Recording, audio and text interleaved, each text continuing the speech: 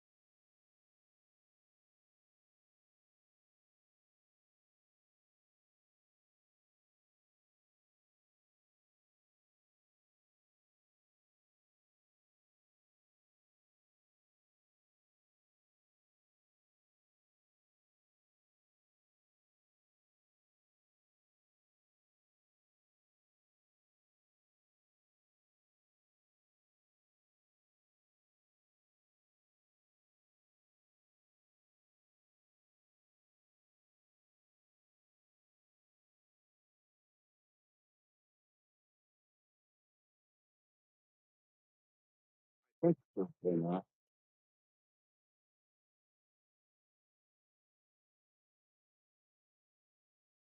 Hey, you, Julie, you got a speaker? Yes, I got a speaker on. Did you see my text? I was just going to say, I try did. opening it with the AXL account because maybe it's your account that's doing this. Yeah, I think it's a technical issue. I think. I mean, I restarted. Uninstalled the app, reinstalled the app, restarted my phone, and it's been good ever since. I just when I went to go start that, I might not have been in the right purpose. Oh, okay. All right. Well, because I was just thinking, if your account's being attacked, it might be that, So, but if it's working, it's working. But that's cool. That's good. Oh, yeah. How you doing this morning? I'm doing good. I'm doing good. I just took a shower early because I got a 1 o'clock. I have to just go for a nail appointment, and then I have a doctor's appointment before I go to this. Uh, One of our good friends, their daughter was she was killed in a car accident about a month ago on 206, head-on collision, and she had a brain bleed. And she was only 22 years old, so like a celebration of her life. Instead of having a funeral and everything like that, they're doing this. So it's at one of the lake bars tonight. So we're going there as soon as I get done with the doctor, and that's about it. A lot of people do that now. I like that. It's not supposed to be a somber moment. Actually, like the nurture. Oh, 100%, 100%. They're he plays in a local band that plays around the lake as well. So everybody knows Jimmy, his wife. I mean, and I met his daughter several times. They were very close knit family. It's just very sad. So, um, you know, uh, we're definitely, going to stop by and have a drink with them and hang out. So that's that. But other than that, everything else is good. It's going to be about almost 80 degrees here today, and then we're supposed to get a cold front in again. So they'll go that nice way. I was thinking about. I'm still seeing all the big nasty piles that are left, but oh man, yesterday was gorgeous. I can't wait for asparagus to pop up and get rolling. So I think we got to put our cabbages in the ground. I think we're ready. Yes, I'm ready for the spring, and so I'm ready to start walking again outside and just doing all that. That's going to be fun. Um, just at the end of April, I'm going away, so I'm just been trying to watch what I eat, exercise at home, do all that kind of stuff. And then, but once the weather gets nice, I'm going to be out there walking all the time. So, Well, and it's then we close. have the State of the Union tonight. We have the State of the Union with New Jersey. I think it's tonight with Mikey Sherrill. So we should get our bingo cards out. What is she going to actually cut? What services or what is she going to cut, or what is she going to raise? What taxes hasn't this state raised on us yet that they're going to raise to try to get their $3 billion deficit in line? So yeah. It's funny, Julie, because everybody's talking about the oil price weekend and it's $102 a barrel. Now it's back down. It's down, I don't know, in the eight, middle eight when I left. Thing. But a lot of people were doomsdaying it. Oh man, it's going to be $200 a barrel, and you know Americans are now paying for the war, and this was the rhetoric out there, right? And unfortunately, it was a logistics. It wasn't anything to do with the glut of oil that we have right. There's a lot of countries that are producing oil right now. We are not in the same position as when the Soviets and OPEC continued to produce crude when there was no crude, right? Remember when it went negative, right? Look at the two players there that really captured that. And now what I think you saw was the manipulation of that market done by OPEC and JP Morgan Chase. Yeah, On it's astounding. And they tried to use this as their leverage to to go after Trump again, to blame him for all the problems that we're having. And and in certain blue states, even though we were lower and then we spiked up, a lot of that is to do also with the taxes that have been imposed on us. Same thing in California. I think one sign was eight yeah, something well, dollars. I was like, oh my God. I don't know how but the people administration there. the administration put out that hey, they were going to have heavy penalties on energy companies that raised the price, right? That the amount that it raised from last week to this week, the oil that they bought last week, not even refined yet. Like we're paying for this on a reactionary thing because diesel over 479 is a good number. Most of the places are at 499 for diesel this morning. It's 329 or so, 330 for regular gasoline. We should not be paying on a reactionary logistics. We have plenty of refineries right here in America. We should not be having to deal with this. This is an OPEC problem, and this is a JP Morgan case. JP Morgan case, I tell you, there's two really big markets that they're involved in. They are involved in the silver short. They were the number one holder for silver short in this country out 6 years in front of them, right? They also own all kinds of oil funds and big banking money behind their oil stocks and dividend. I forget how they explain it. But JP Morgan Chase and OPEC are the ones that are manipulating that market. They're the ones that put this hysteria out there. Now, listening to the Trump administration today saying, hey, they're taught, look, first off, they're starting to put the notive out there that they're going to pull back without incident at the Straits of Hormuz, right? Without incident. And if there is an incident, that's when he's really going to snap on them and really take it out. I hope it doesn't come to that. But yeah, look, he's telling the oil company to put their ships through there. They sunk the entire Navy. They have no subs. They have no way to attack these oil ships on high. Force either. They have no air force. They have no navy. I mean, he wiped it all out. But there people are going to still scare everybody. Like that, supposedly they named the Ayatollah's son as the new supreme leader. Meanwhile, they're showing pictures from like 2000, 2002 of crowds that are applauding this. That's not happening. You know, uh, it's just like, people are looking at this and going, oh my God, he didn't do anything over there. Yes, he did. He did. They're so fractured. And that's why he put that post out, telling the ships that, hey, listen, we'll protect you, have some balls, sorry for the language, but have some balls and get out there and go ahead because you're gonna be fine. You're gonna be safe. Well, one more thing I want to just cover because I've heard it out there. I heard it on mainstream. They're constantly talking about these insurgents. Oh, they left encrypted messages and they're going to trigger these people all around the world. And I want you to think back to one thing that the Trump administration, the very first thing that he did, right, he cleaned out the immigration, right? You don't think he has a handle on the Iranians or Muslim Christians that are in the country? Are you shitting me?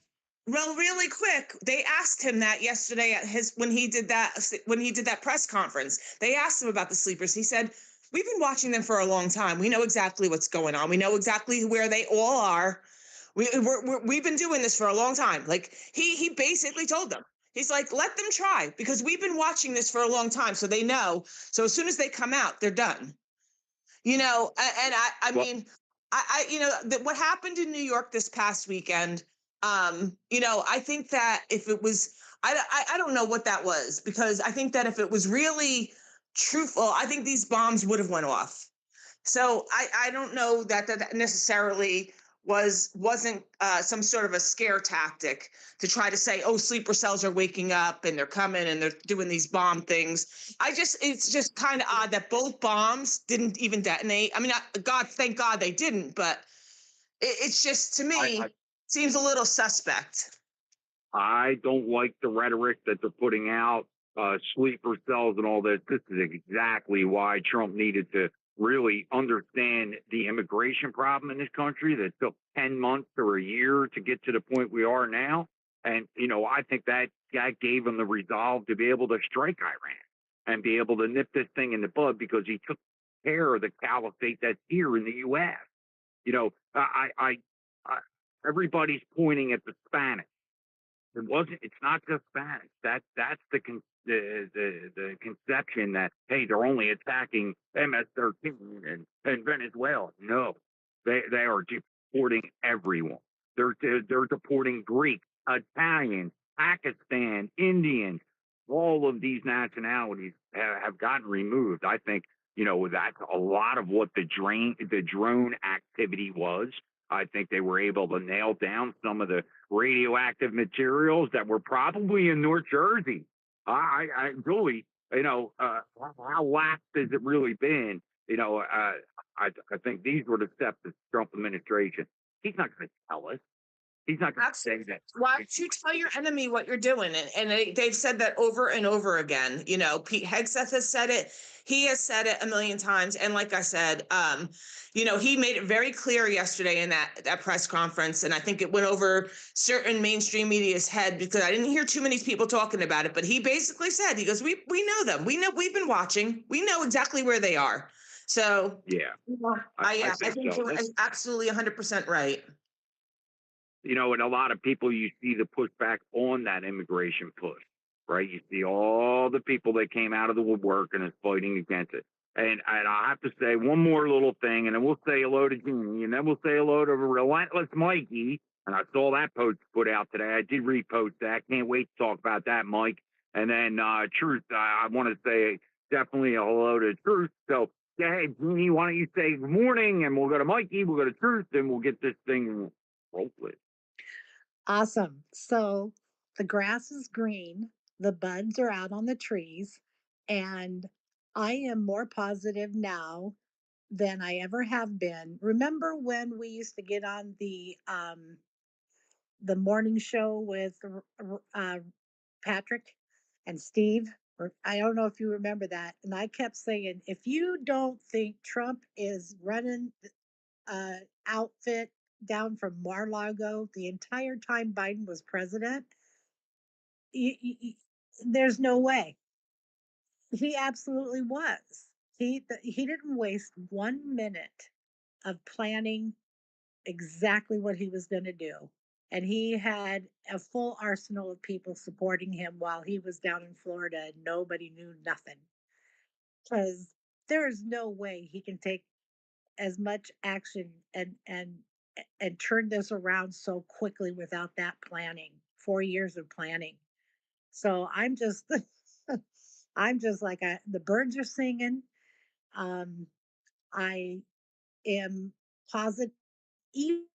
Okay, this was the last thing I saw was on the View. This gal got on there and just destroyed them and said, "You guys are out of control and shut up." And if they, it was amazing. Anyway, so I'm just very positive today. And one other thing I wanted to ask the team is there's a couple of ladies that are phenomenal. They have a relatively okay following, but they need to be promoted. And that's the Promethean action. These women nails the history and understand. I mean, I'm like, seriously, we are fighting the British, right? I mean, what? British are coming. The British. Right? It's like 1776 all over again. It's amazing. Um, just the revelations that are coming out of the truth of what's really happening is just amazing to me. So I just want I just wanted to say good morning to everybody. I got to go back to work, but I'll listen. And hey, the birds are chirping. The tulips are coming up. We're getting ahead of the weeds. A lot of the outside stuff. So yes, hey, we need to be positive. Really quick before you go to Mikey, I just want Mikey, I put that down in the purple bubble about what you guys are going to talk about for one. And for two, please, guys, go down to the purple bubble, like and reshare this space. Marlon, are we on YouTube today? We are. We are on YouTube. All right. So we are on YouTube and Rumble. Okay. So both of them are American X Live. Please go over to both of them if you can. Like and reshare them. Thumbs up. I believe it's the same thing over in YouTube as you give a thumbs up. Let's get this to the top of the algorithm. We're starting to spread our wings even more. This is a good thing, and let's get it out there. Let's get the message out there. So I really appreciate each and every one of you guys. Thanks a lot. Little steps, that's all. And you know what? Before we go to you, Mikey, let me say hello to Truth real quick. Make sure he's on the same time pattern as we are. And then, Mikey, we can kind of tear apart what you kind of brought to the table there. Truth, how you doing, man? Good to see you. It's Tuesday morning. You say so. Yeah, go ahead, Mikey. Get back to me. Good morning. Good morning, Mikey, man. How you doing? I think Julie and I put it in the pill there. Mikey, if you have the operative, if you're on an Apple or anybody that's up here with an Apple, if you could take that post and put it at the top, Mikey, that would be great.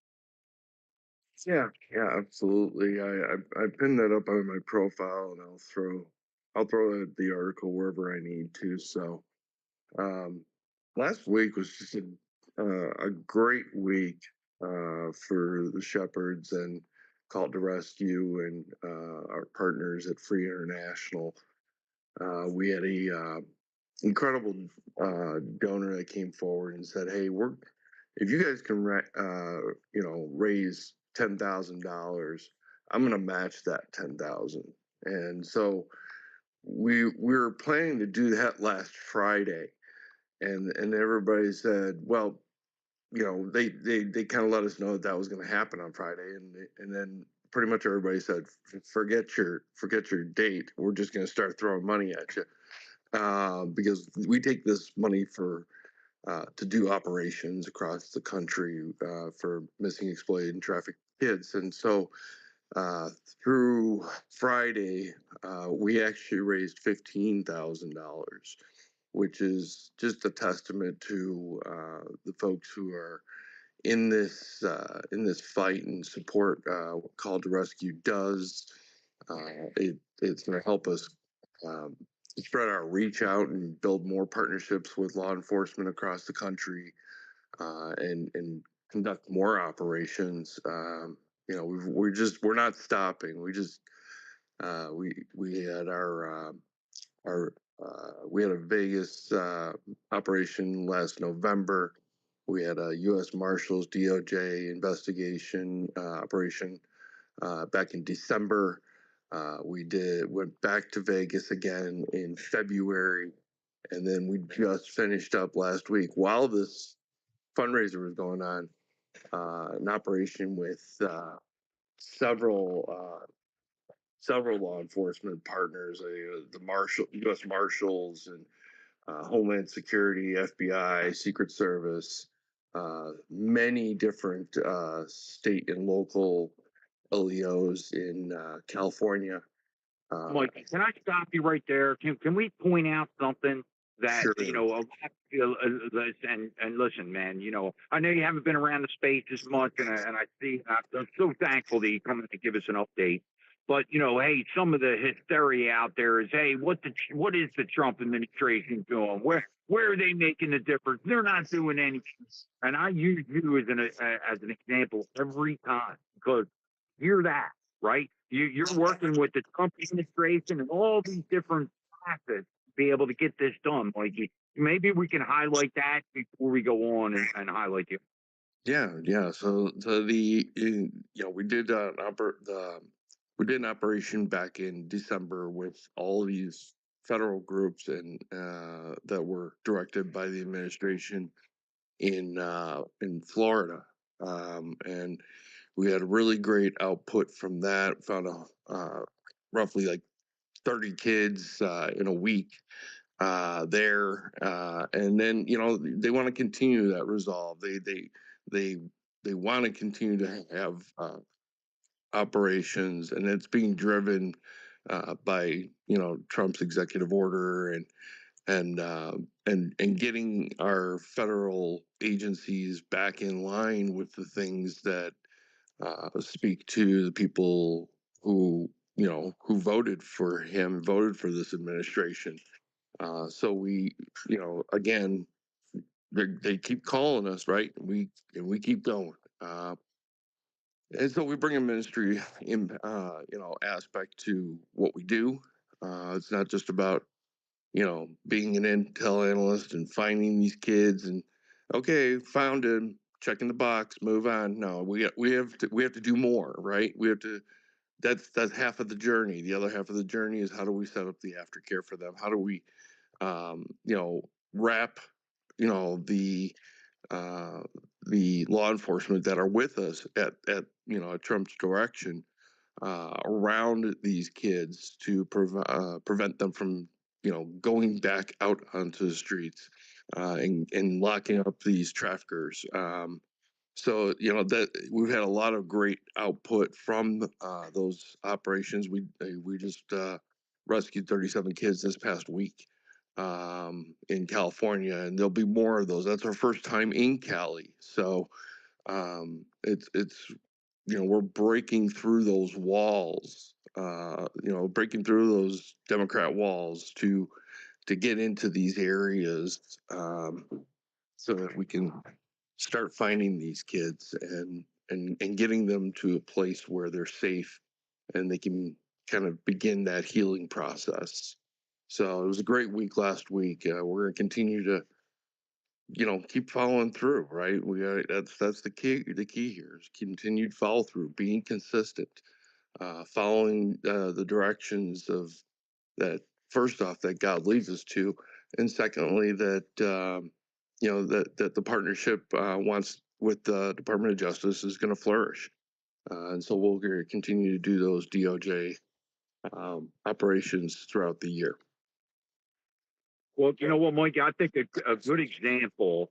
Maybe we as a community, people that are in California, when it comes up for these votes and these bills, consensual sex aid, the bill that you're working on in Illinois, and show those Congress districts, those congressional districts. Here's the evidence. Why aren't you voting this way? I mean, really publicly displaying the congressional members there and why aren't they voting for these things to safeguard? So when we can use examples like you're talking about, those 37 kids that were found in California, we should be throwing that right back at the congressional and Senate members in that state. Absolutely, absolutely. There's zero reason not to protect kids. I can't imagine why any congressman or any state legislature would not support finding these kids and providing them with the services that they need to get stable. We see that all the time in Illinois. We have we we have the same grooming bill on both the House and Senate side in our General Assembly, and on both sides it's sitting on the shelf because nobody in the committees will push it forward to the floor. Like what are we doing? Like what's that accomplishing? And the only thing we can come up with is, well, they don't want these. They don't want their voter base otherwise known as the criminal. They don't want them sentenced harshly. But that's really what it comes down to. And so we got to continue to put that pressure on them at state level, at county level, and then nationally to push these bills. So that fight will continue.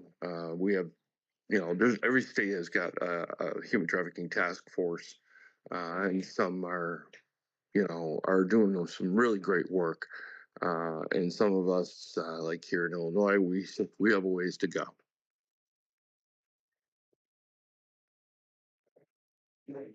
Well, Mikey, I think it's man, I think it's great. I think we should be able to use that example of those 37 kids in California and really put pressure on them. It should be done in a political smear campaign. So, hey, let's go to Coach. Coach, man, how you doing? You want to jump in there, man? How you doing? Good morning, Marlon. Good morning, Julie. Mikey, how's it going, my man? Good to hear from you. That's a good dude. If you ain't following Mikey, you better click that follow button. That's a good dude doing good work. Just wanted to come up and say, hey, Marlon. Saw Mikey up here, saw everybody. Just wanted to come say, hey, I really ain't got anything big to go. It's Tuesday. It's another day on the grind, man. Just grinding away. Hope everybody's doing well. Thanks, Coach. Hey, great to see you, man. And look, I think that we're going to start taking the evidence that these people are coming in here with, and realistically, Mikey, if they even broke it down to districts where those kids were found, you could directly direct it to the particular congressional member, and like whether they're Democrat, Independent, or Republican. There's no way that with political pressure or social media pressure put on them that they can't respond.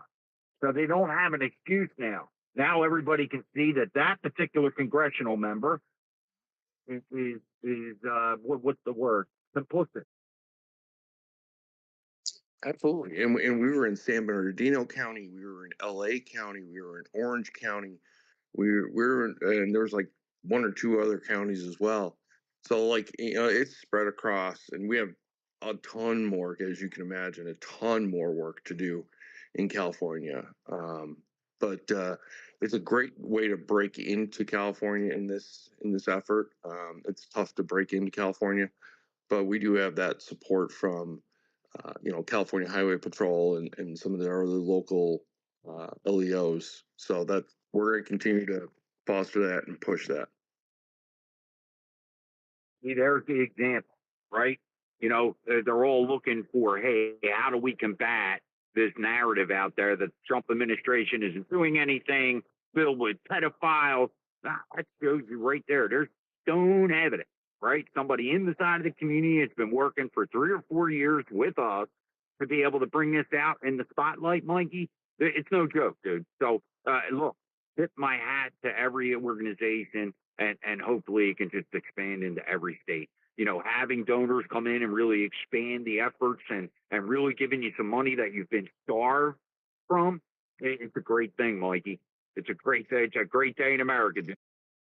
That is for real. I mean, every single dollar goes to operations. So we're gonna continue to push every donation that comes through to operations, so that we can get into more states, so we can conduct more searches. The idea is to do one or two every month. That's the goal, and we're going to continue to push through that. Yeah, and Mikey, please put that up in the nest for us. That would be appreciative. Marlon and I both have Android, so we can't do it. They took that ability away from us. Done deal.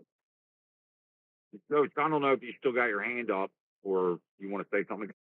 Yeah. I thought of something to say real quick. I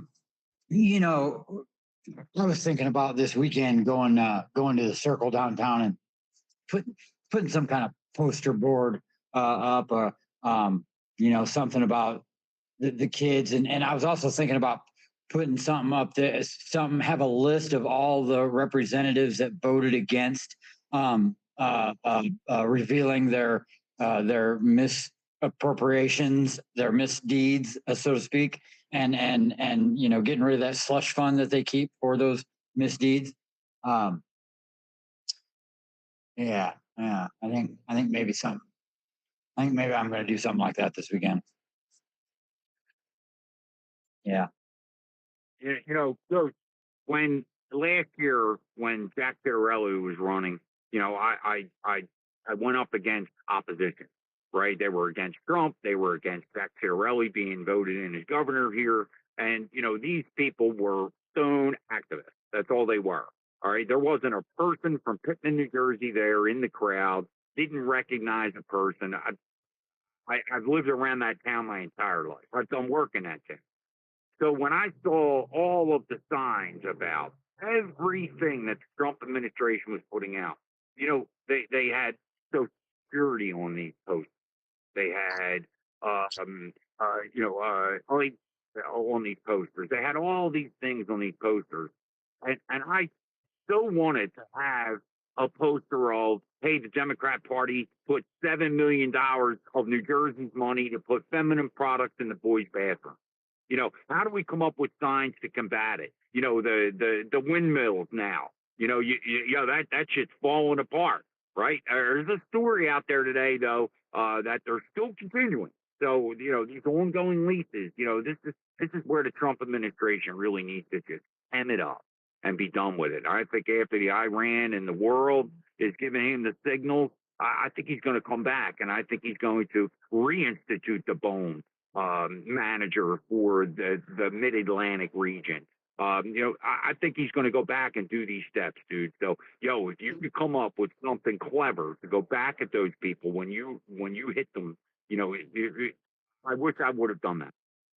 And you know, real quick too, to the people that say nothing's going on or nothing's happening or whatnot. You know, I was having this conversation yesterday or the day before with somebody, and I looked some stuff up, and there's, you know, just because we're not seeing a lot of it in the United States, and I think I think there's a lot to do with that has to do with our judicial process, right?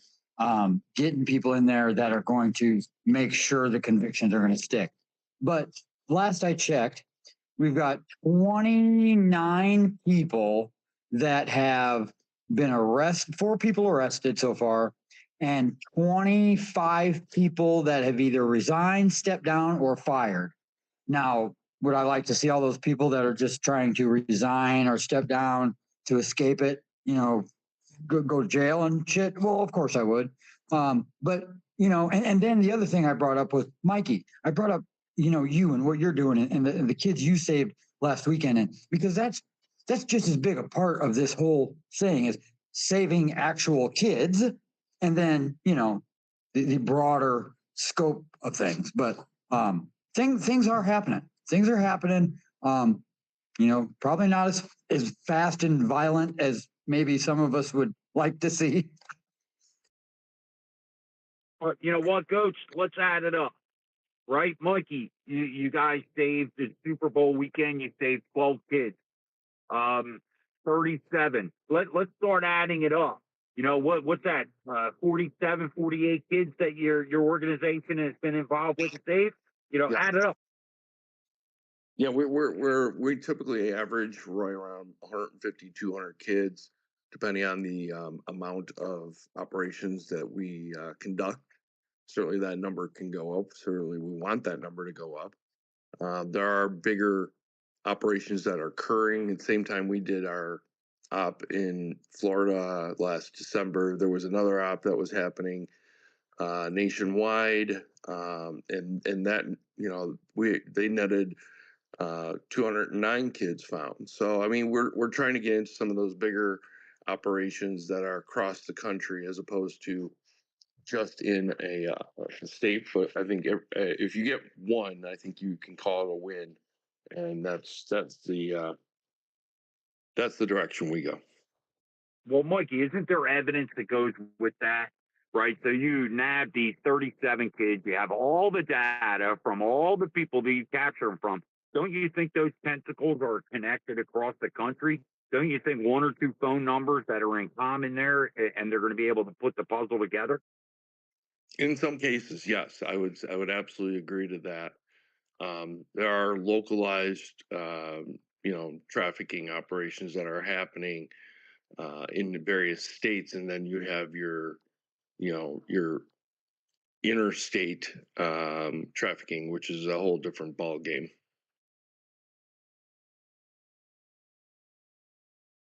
Yeah, and again, look, we've been educated by this neighborhood so many times. It's just, hey, when is Americans going to have enough?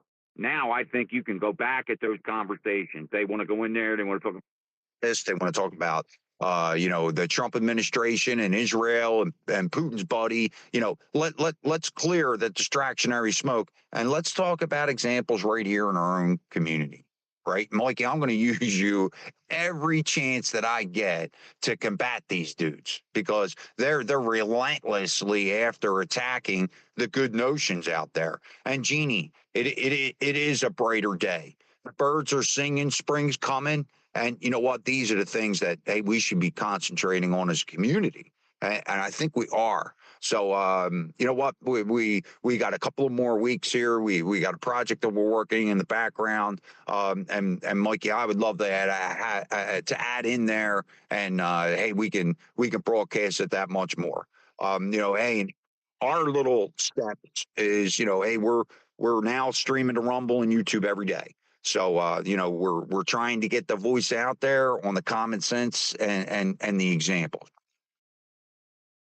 100%. Let me know what you need. Hey, Mikey, go ahead. Finish it. No, go ahead, Coach, and then we're going to say hello to Truth.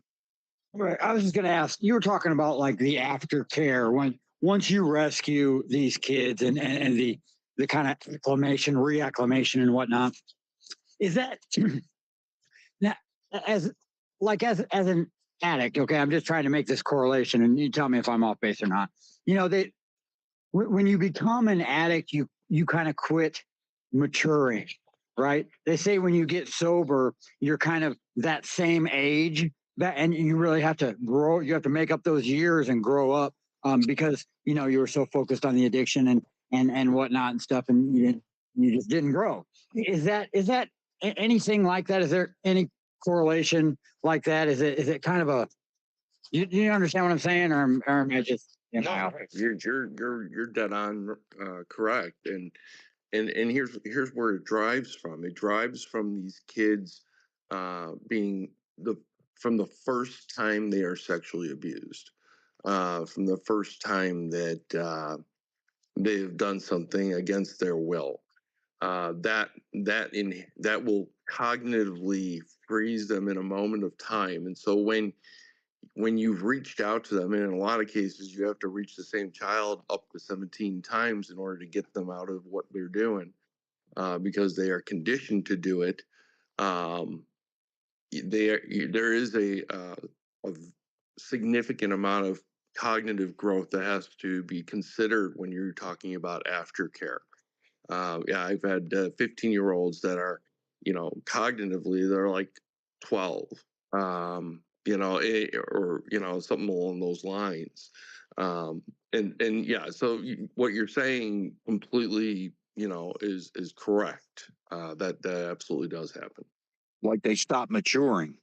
Whenever that, wow, you know what? I never kind of looked at it like that. Yeah, they're literally stuck in a moment in time, and that moment in time is when the trauma happened, and they can't move past that at all.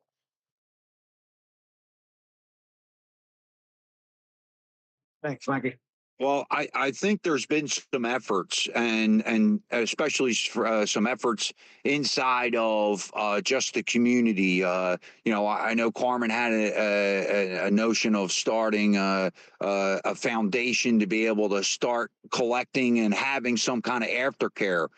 Jamie has constantly said not only for the child trafficking victims, but also veterans and looking for the aftercare. I think a lot of the aftercare has been forgotten about, especially those kids. Like you got 37 warped minds right? So, how easy when it gets out of light, when they get out of the light, and how easy would it be for them to get slipped back in there and oh, this is old hat. I know how to do this. Yeah, that's normal, unfortunately. And there's sex addiction that is built, that is conditioned. There's drug addiction that is built and conditioned. There's comfortability in abuse situations that is built and conditioned. And so when you find these kids, quite often, uh, they are not, you know, jumping up and down and saying thank you for finding us.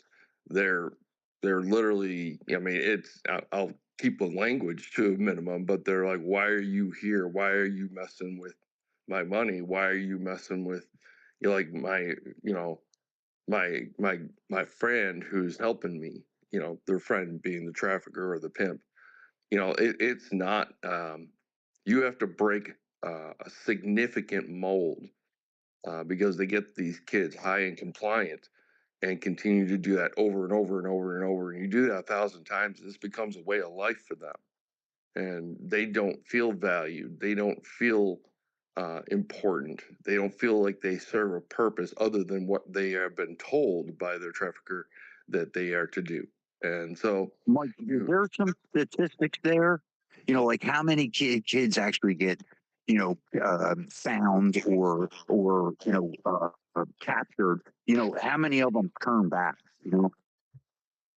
3 out of 4.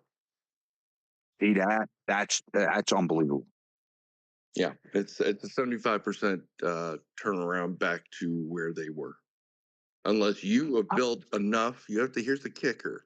You have to build a strong enough like foundation for them to latch onto where they are surrounded and wrapped in love and wrapped in people that want them to be better and wrap them in the right programs for therapy and finding a place for them to live and figuring out what's going on with their family, because those family situations are, again, 3 out of 4 not great. Like there are situations where a parent has said, "Well, I'll take an abandonment charge. I don't want that kid back in my house." Like, so you have a lot of things you have to go at, and these kids don't feel valued. They don't feel wanted. They don't feel like they are human. Yeah, Julie, you want to say something? We'll go to Goats. I'm sure you got something to add. Yeah, Mikey, isn't it like most of these institutions that are supposed to be helping these children really aren't helping them at all? And that's the other thing that we have to disseminate is what is a good place for children to go and what isn't. Because we're finding like all these charities, these places, they're really the hub of it, right? I mean, that's the other problem too, that they've got their tentacles in this so far so that these kids don't sometimes don't even have a chance. No, they don't. And the shelters that are available in volume are doors open all the time, right? And they're state run, and they don't necessarily always have the right people in place, or they become desensitized over time. The people that work in some of these shelters, not all of them, but some of them, they become desensitized to what they're seeing every single day, and so you lose that motivation to of why you're there, and the importance of that particular life that walks in the door.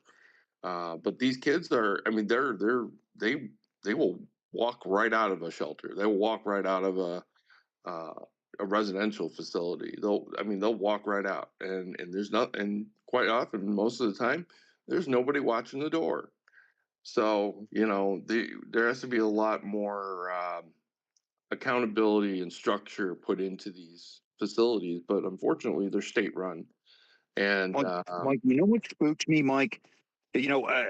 Understanding the drug rehab housing. right? I owned a house in Philadelphia, and I had one of these drug rehab houses. They would come out of the drug rehabs, and they would come into these types of homes where they had structure, a meal. They would pay a certain amount. They got to work. You know, all these requirements that they got to do.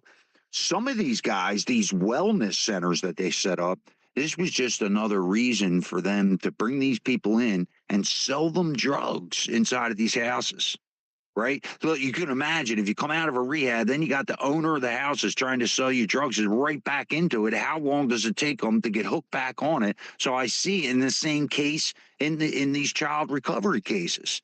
Now that's a staggering statistic. 75% of the kids that come out and get found, they're right back to it.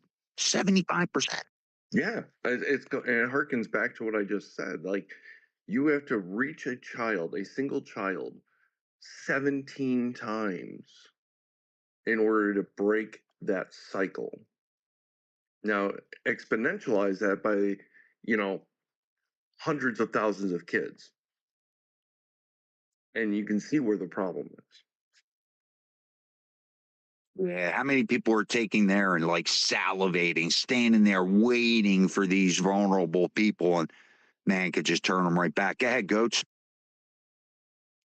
And again, I'll try and relate it a little bit to something in my wheelhouse. I was going to ask you the same question there, Mikey. How many go back? And you know, that's right up there with you know, a meth addict's chance of recovery, which is about 80% do not recover. So that's yeah, that's a big percent. You Yeah, know, and when these guys are on opiates, the statistic for these guys actually coming clean off the opiates is only 15%. Goats.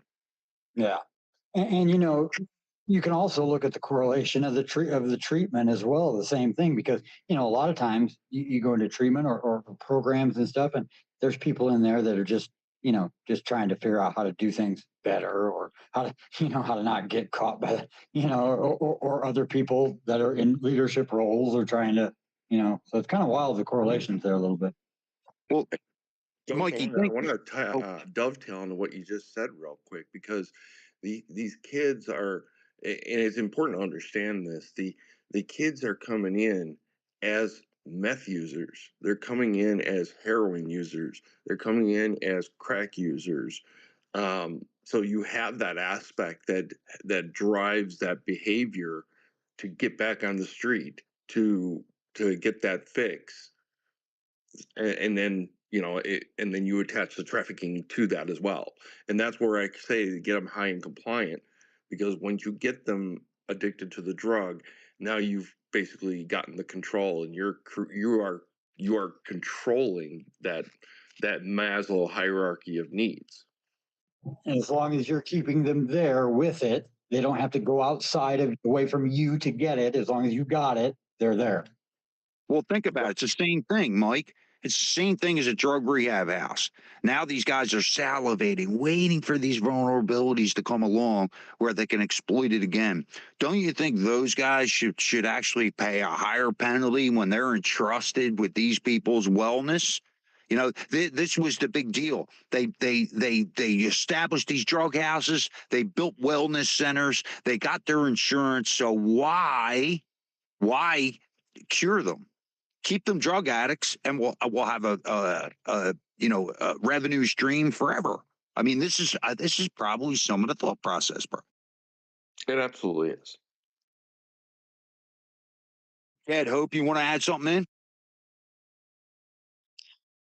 Yeah, but I don't I'm totally not gonna sound hopeful, but I mean, I realize that most of these programs aren't built to fix anything. I've seen it, you know, I have a friend who actually left a homeless shelter because there was so much fentanyl use in the homeless shelter that he just couldn't stand it anymore. He didn't want to be around it. Like, he's actually seen someone OD in the shelter.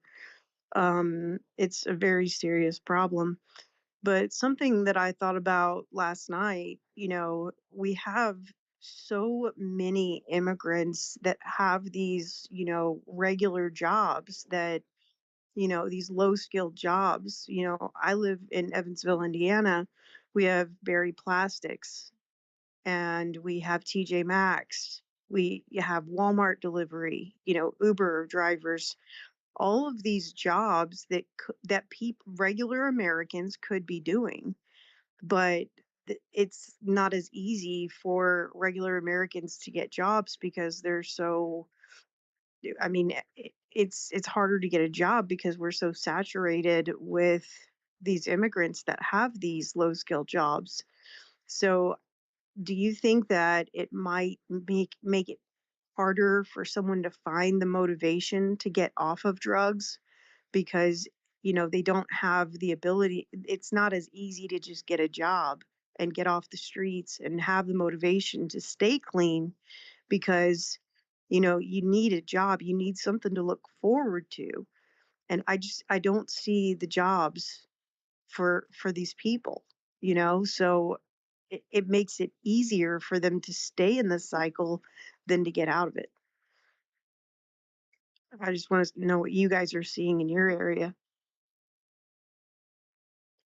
Well, I mean, from our perspective, a lot of these kids are homeless, and so getting a job, even if it's available, is not really attainable because they have no place of residence. Um, Plus, they become conditioned um, to be anti-authoritarian. So there's outside of their pimp, they that's their dude, that's their chick. Because obviously pimps are women as much as they are men, and so there's no real pathway for them, and until somebody like can come in and establish some footing for them and a pathway for them.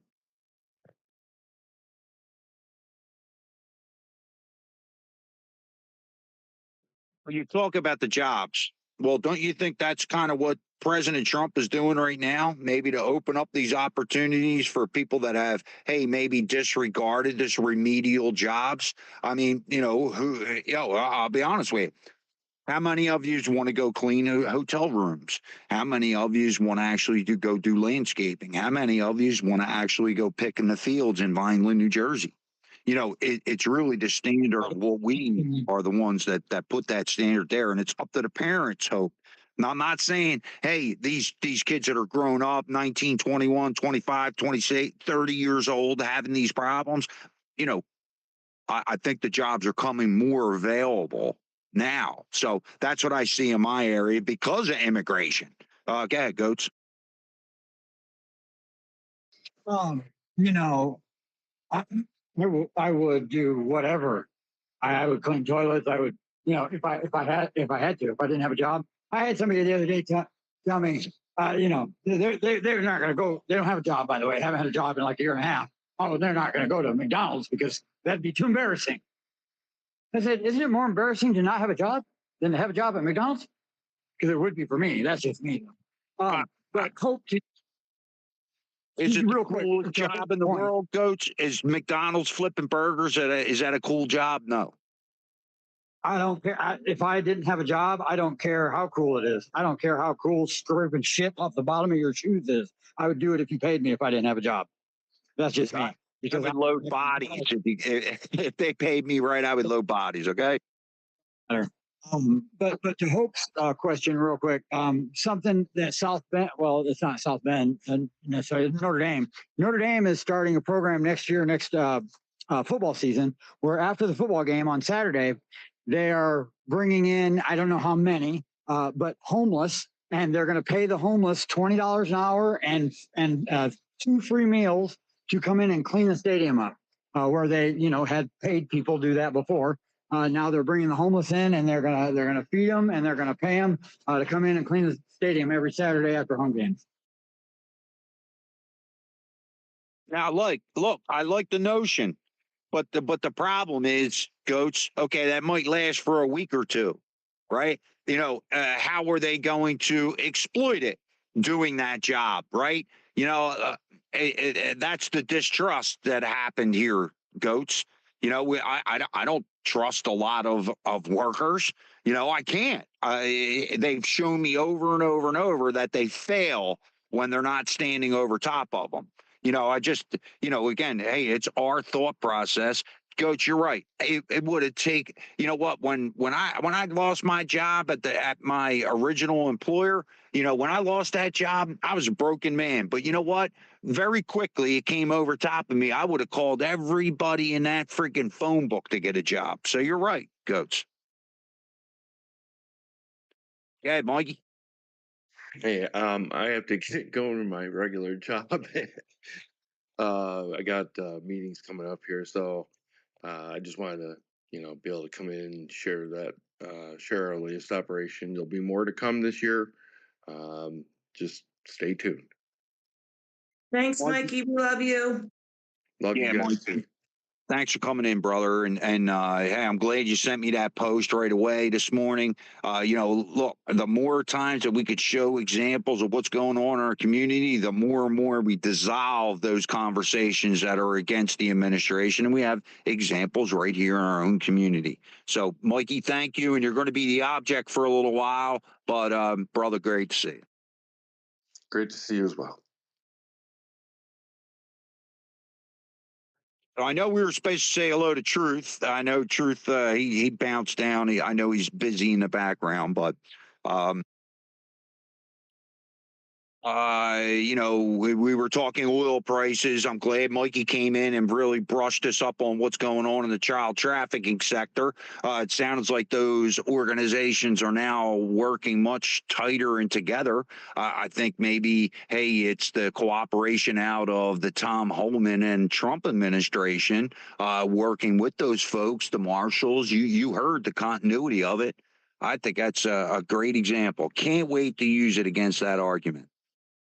So the next time they come in with the argument, Trump isn't doing anything and Trump is only out for his best interest and Trump's doing this and Trump's doing that. Well, there's one thing you can throw right back at him. There's an example for you. You know, when I really hear the conversation, and it always goes to Epstein, it always goes to Israel and the Jew talk, and it's overbearing sometimes. Now we can take it to another level. Right now we can throw these facts that we know inside of the community. We could start throwing back at them. You know, I want you to ask any of those people that come up here and they want to talk about the Epstein file and how bad Trump administration is. You know what? Let's forget Trump. Let's forget the Epstein files. Let's forget all of that things that you have no control over. You cannot touch one red part of that to make a difference.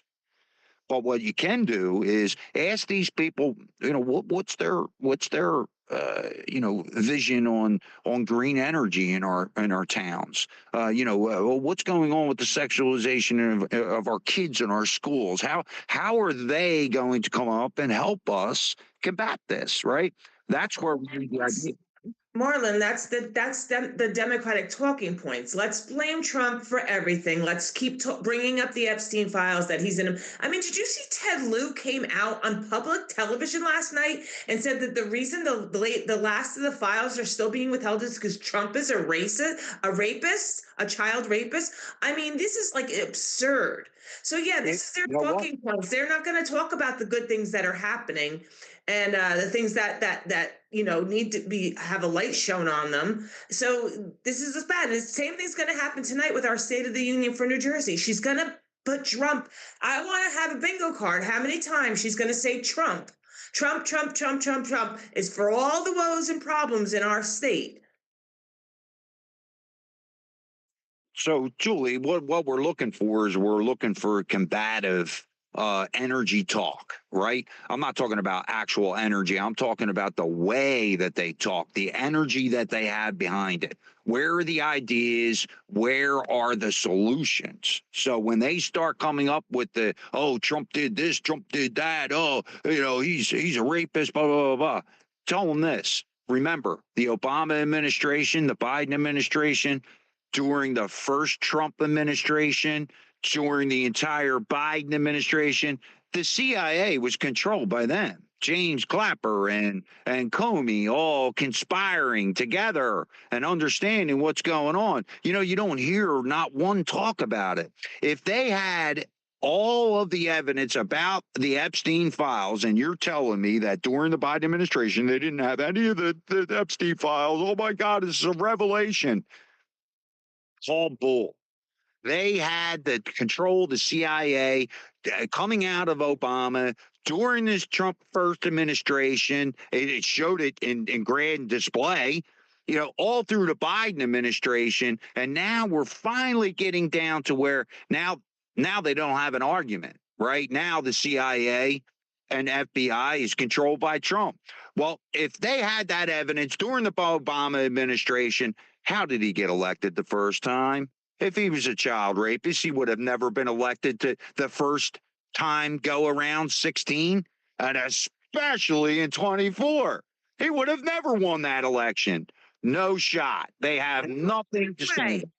Right. And when you're saying that thing, like what idea, what is their policies they're trying to push? There's nobody on that side that is pushing any reasonable policy that can help. The only thing I can see, especially like in our state and in a lot of states, is that they're pushing for immigration first. They're withholding, they're holding the DHS hostage, and they want funding, and they want funding again for illegals for healthcare.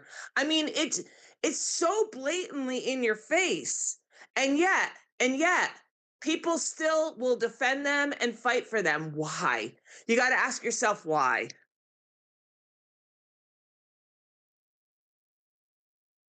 I don't think people had an argument before. Maybe we can give some of the arguments out, you know, and that would be one of mine. If Trump did this, why didn't they have total control? The FBI and CIA, they had everything. How in the world did he get elected the first time, let alone the second time? Hope, we're going to go to DK first. I haven't heard from her, and then we'll go to you, Hope. DK, how you doing? Welcome up. Oh, I'm doing great. Glad that the time change happened because I can listen to more of your space now. But anyway, I'm in Arizona. I did post in your blue purple pill Scott Pressler's comments probably yesterday he made, or maybe last night, I'm not sure.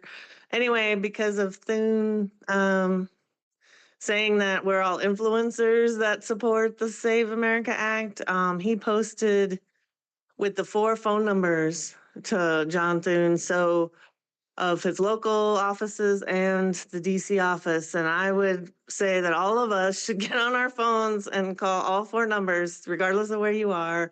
Say, hey, I'm going to say, hey, I'm a grandmother of 2 with 1 on the way in Arizona, and what you're doing to hold this up is ridiculous, and saying that it's influencers is wrong.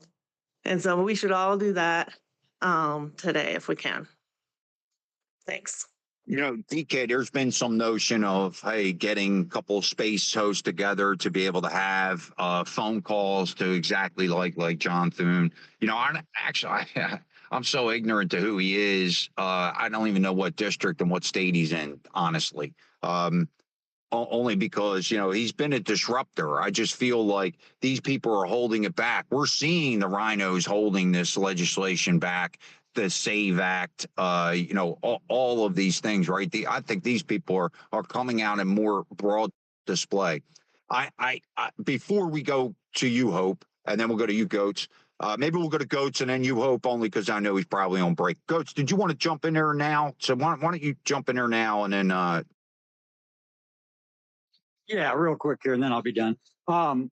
You know, for one, Marlon, it's the Save America Act. Didn't you hear Trump last night? Oh, the Save fault. America. My fault. Nobody, if you just call it the Save Act, nobody knows what you're talking about. Nobody knows what we're saving. Save America Act.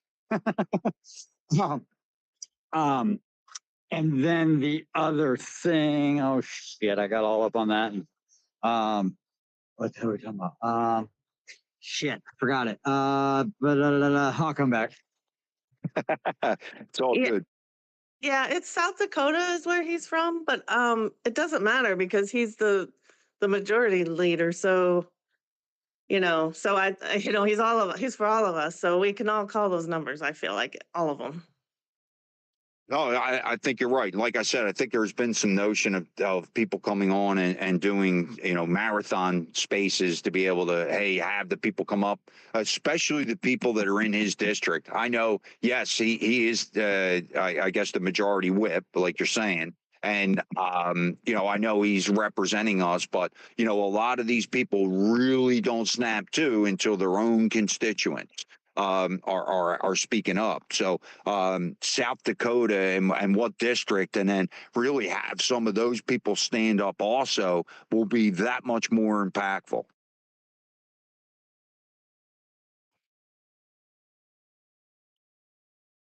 So, well, go ahead, Hope. I just wanted to add, like we are all fully aware of the dog that voted twice in the California election. The lady, got caught because she posted the picture of the dog with a sticker that said I voted. And some of you guys have seen this. It's got, a few shares, but like I put it in the purple pill. This is an actual screenshot of a Facebook post that I saw. And it has the date on it, November 27th, 2023. Do you have a citizenship in Maryland or Utah or New Jersey? DM me right now. And then there's like some stars or whatever, and then a key. And it's Uso Joshua J. And he's with Rachel Mayo and 76 others. This is a Facebook post, okay, from before the election. So if that isn't absolutely suspicious, like I'm specifically looking for a state that isn't going to require voter ID. I mean, we all know that the cheating has happened, and even Brad Raffensperger, the Secretary of State in Georgia, admitted on his website in 2022 that there was double voting between Georgia and Arizona. Uh, he admitted to the 2022. He didn't say anything on that website about 2020.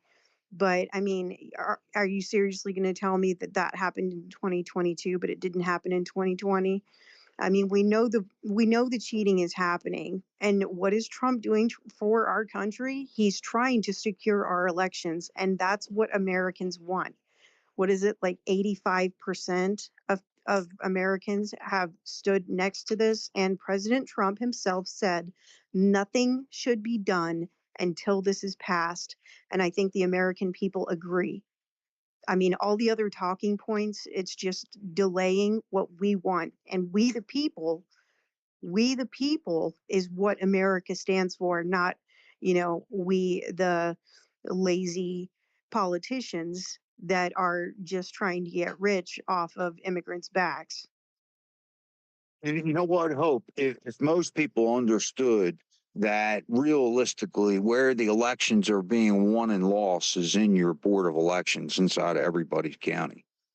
They are losing it at the adjudication process. And I have evidence of my own. In 2020, my birth date was changed. Well, you know what? Maybe, these are the audits that need to be done. The adjudication process has to be looked at scrutin line by line. Okay, they're probably not doing this. That's why when you have an election coming up and you see that the county clerk is up, the county clerk is actually the one that devises the team, handpicks these election integrity team, and actually goes out and forms these teams to be able to do this to cover the state, right? That this actually is done by, the county. This is done by your county clerk. The county clerk is the one that oversees it. The sheriff, he's the one that can enforce it and bring the evidence to the DAs inside of each town. But the sheriff has no prosecutory responsibility there. All he can do is present the evidence, and it's up to his county clerk to be able to come up with the right team to understand exactly where they're winning and losing in the adjudication process. Also, what towns are producing votes out of the towns the Republicans didn't win, or on the flip side, or if it's even the Democrats that the Republicans, right, have control of that county or whatever. Is there a tally on the adjudication process? The reason I say that, if you think about it, my vote was discounted in 2021 and 22. 21, when I went to the table, I had to fill out a provisionary. Well, provisionary doesn't get counted until there's a runoff, a less than 1% runoff in New Jersey. So for 2 years, they made me actually fill out a provisional. So my vote didn't count in 21. That was Jack Chiarelli, or 22, which was Ed Durr, right? So there's many, many cases where there is a paper trail through the adjudication process that they have control over. You don't understand. You're talking about a 30-year person that is deeply entrenched inside of the county board of elections. You're telling me that they don't have deep ties and are able to leak out, oh, we need this many votes here and we need that many votes there, and the Republicans didn't win over here. You could pull some mail-ins over here, because that's exactly what happened in my county. My county overvoted in 22 by 6,300 votes. How is that possible? That's why, everybody's screaming, hey, we got to get back to paper ballots and all that. No. It doesn't even matter that they're using the machines. If they voted to the voter rolls, we would have a fighting chance. But when they're voting 125% in the district, they only have 17.5 and 25.2 come out for the vote. Well, there's something wrong. Right. Well, then, it goes through the judicial process and it goes in front of this judge, and I got to recuse myself from that. I can't do this. And by the time it gets to the third judge in August, when nobody gives a shit, that's when they're going to scream voter suppression. And you're not going to have the momentum behind it, because everybody doesn't give a shit. They're on vacation in August. So hope. In my eyes, there needs to be a scrutiny of the Board of Elections inside of each county. And I think, in my view, that we should change the electoral process. I think every American should be back to a convention of counties, to where each individual town takes care of their voters and verifies every vote that goes through that ballot, whether for or against. There's no way that you could cheat.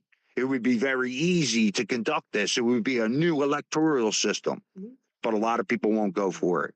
So in my eyes, I see it. In my eyes, I know what happened in my counties. I can see it, but I have a Democratic law here, right? I talked about the DAs. I talked about the sheriff bringing the evidence to the DAs. It's really the DAs and the judges inside each and one of those, every county, inside of every one of those towns. That's the problem.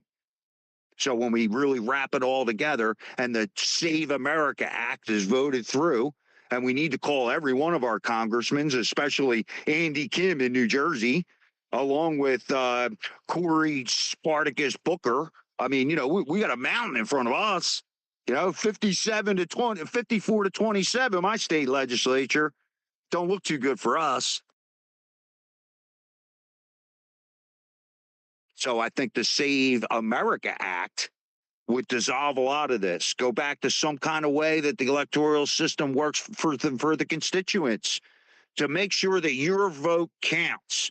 Because when it goes into these polls adjudication process, how could the Republicans in 22 win the two biggest towns in Gloucester County, win the two biggest towns, but not gain a county seat or a state seat? They want some townships. They'll give them the little crumbs. But that's it. They have the vote manipulated, so nobody's asking questions. They can't prove it. Through the adjudication process, producing the mail-in ballots. That's how they're doing it in my state. EK? Yeah, I think you're bringing up a really good point that that we're not, when we see all of these issues that we're fighting, right? Everything from child trafficking to all the fraud and everything else. It's the justice system. The justice system isn't punishing people anymore. We're not punishing people anymore at all. Well, I mean, I know what's happening. Yes, somewhat, but when you see, the mayor, the mayor of New York saying violence is a construct and not, we should just open the prisons or whatever. I don't know if that was true. I saw that as a post that he supposedly said that. But anyway, the point is these people are fighting punishment. And so if the justices that are crooked aren't punished, that are doing all these things in the courts, then no matter what we do otherwise, it's not going to solve it. And President Trump can't do anything about that. It's separation of powers, right? And also, like you say, we need to do it at the local level. We need to make sure our local justice system is fixed.